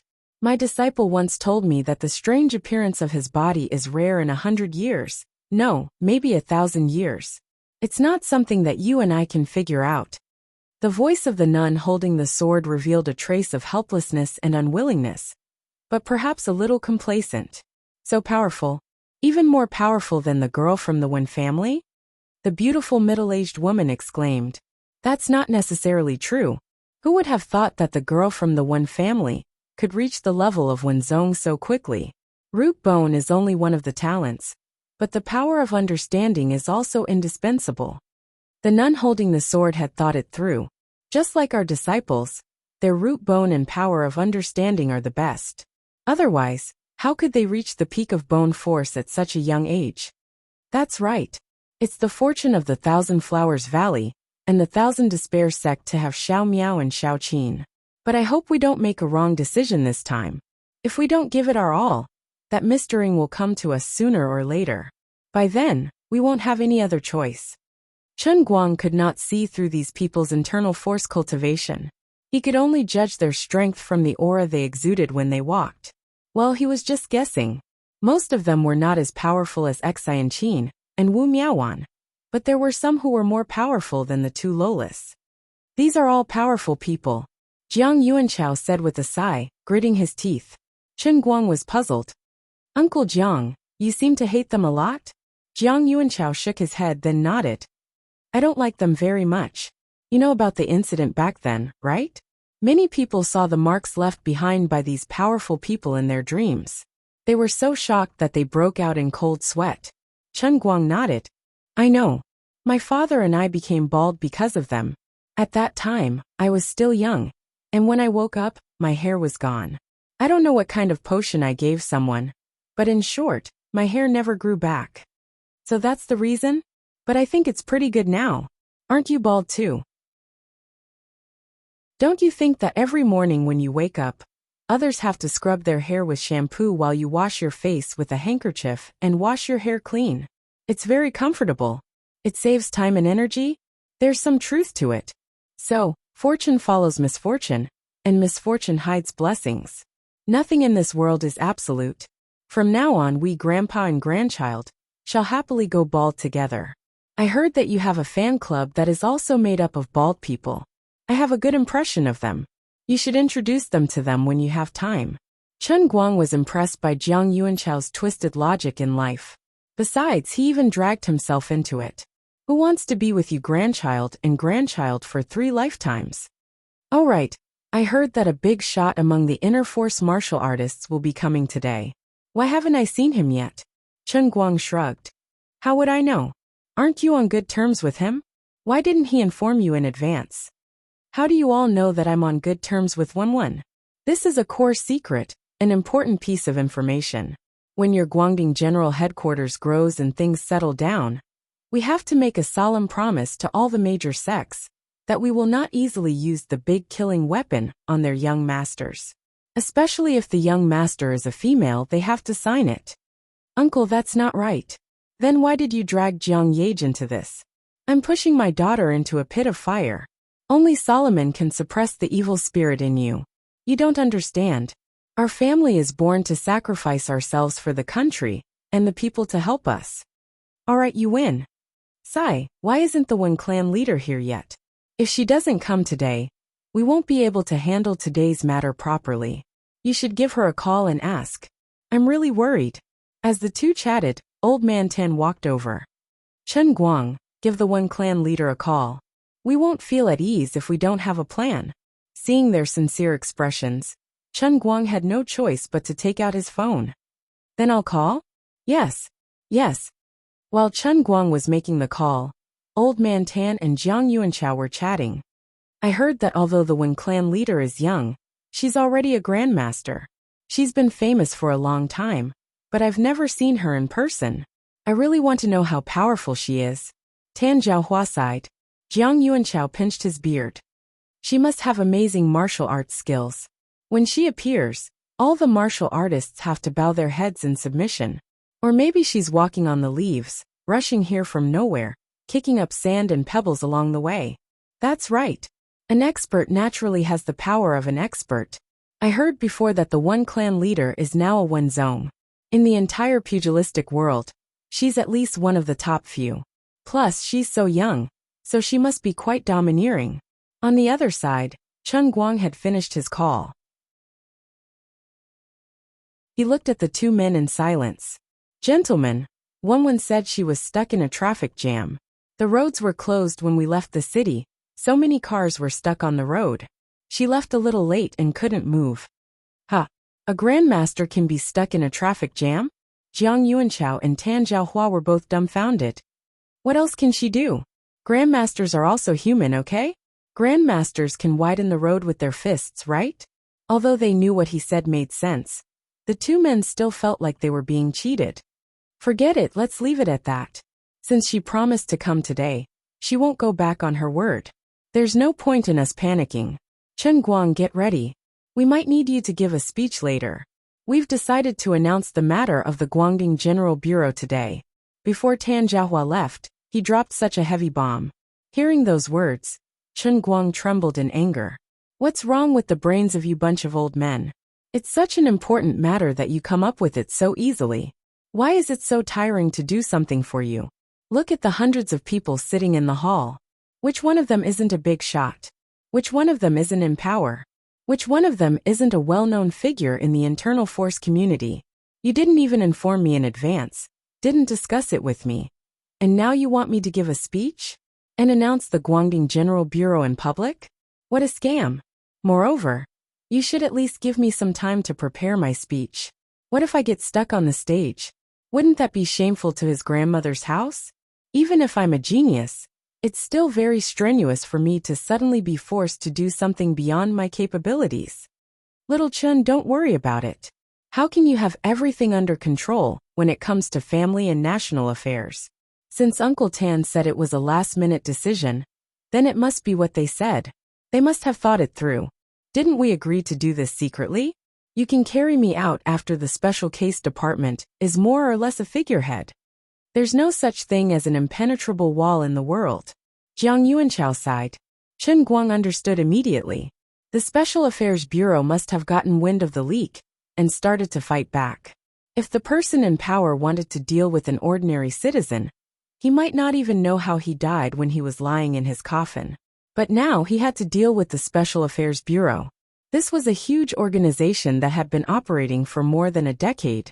It had extended its reach to all aspects of society, and its influence was spread across martial artists and ordinary people. It was too difficult to do it without anyone noticing. So the old men decided to throw the Guangdong General Bureau out now, so that the martial artists in the audience have no choice but to take sides today? That should be it. That's why talents are so rare. It's precisely because not everything can be changed according to the will of the higher-ups that they need people like you to adapt to the situation. I have high hopes for you. Jiang Yuanchao patted Chen Guang's shoulder calmly. Chen Guang's face turned green. I have high hopes for your daughter. Since it was a meeting, it was necessary to speak to convey the spirit of the meeting. However, the speaker today was different from the rest. At least, in the hearts of ordinary people, this old man had not appeared in public for almost 20 years. However, he still looked hale and hearty at the moment. His words carried enormous weight. As long as he stood there, no one dared to belittle a word he said, even though he might not be able to truss a chicken due to his advanced age. Even if he was no longer in his position and did not seek for his position, his power had never dissipated. The young people sitting in the front row were all bound by an invisible thread and held in the hands of the old man. He spoke very slowly, but his words were clear. It was not a long speech. In less than an hour, he had described the biggest change in the country in the past 20 to 30 years. He did not use too many sharp words, nor did he deliberately promote military force. He only used one picture after another and his calm narration to make everyone sitting below the stage understand one thing. Today's huaxia was no longer the weak huaxia of 30 years ago. The pace of technology was unstoppable. Manpower was limited, but science was endless. The emergence of the steam engine was not enough to pose a threat to martial artists. During World War I, crudely made tanks, guns, propeller planes, and mortars that relied on simple aiming devices were also not enough to pose a threat to martial artists. All the weapons from World War II to 30 years ago, although the development speed seemed to be rapid, even large-scale weapons such as nuclear bombs and hydrogen bombs were not enough to pose a threat to martial artists who were good at hiding. If you didn't even know where people were, how could you blow them up if they were scattered and mixed into a crowd? However, the explosion of integrated circuits and information technology had brought unprecedented changes to the entire human race and the world. In the past 30 years, from electron tubes and transistors to large-scale integrated circuits, then to silicon crystals, and then to modern technology with super-strong artificial intelligence learning ability, as well as all kinds of cutting-edge technology that was beyond the comprehension of ordinary people, it was completely incomparable to the past hundreds of years. Every year that passed, the computing power contained in the same square inch of silicon crystal structure would at least double. Although the old man on the stage didn't say these words clearly, he was clearly telling everyone that the times were different. In the past, we tolerated you for the sake of the overall situation, but it didn't mean that we approved of your behavior and privileges. If you still don't want to change, don't conform to the times, and still rely on the sharp swords in your hands to treat ordinary people like ants, then what awaits you will inevitably be destruction. I've finished speaking next. The old man stood there and spoke for an hour without stopping, which was a huge burden on his body. His hands seemed to be uncontrollably trembling, or perhaps he couldn't suppress his excitement. How many times had he dreamed about it in the middle of the night? He finally stood here, in front of these martial artists who could only look up to but not dare to fight, and said these things. Even if he died here today, he could go down to the underworld and face those martyrs with a clear conscience. He only had one worry, and that was why the head of the Wen family, who had clearly expressed his goodwill, still hadn't arrived. Although he wasn't afraid of death, some people in the venue couldn't die. Old man, why are you saying this to us? What do you want? Just say it. Don't be so weird. We have been living like this for thousands of years. Even the Qing dynasty emperor treated us with courtesy when he founded the country. Why do you have so many problems when it comes to you? Do you really think we're made of mud? Sure enough, someone was trying to make trouble. A strong man with a full beard slammed the table and stood up. He didn't seem to deliberately use any strength, but the table in front of him instantly exploded into pieces. Chen Guang turned his head and looked. This was an expert who was more powerful than Xi and Qin. That's right. Back then, the elders of my sect saw that you people fought against the foreign enemies and helped you a lot. Why do you think you've grown up and turned your back on us now? You're really an ingrate. Do you believe that I won't let your blood splash 5 steps away?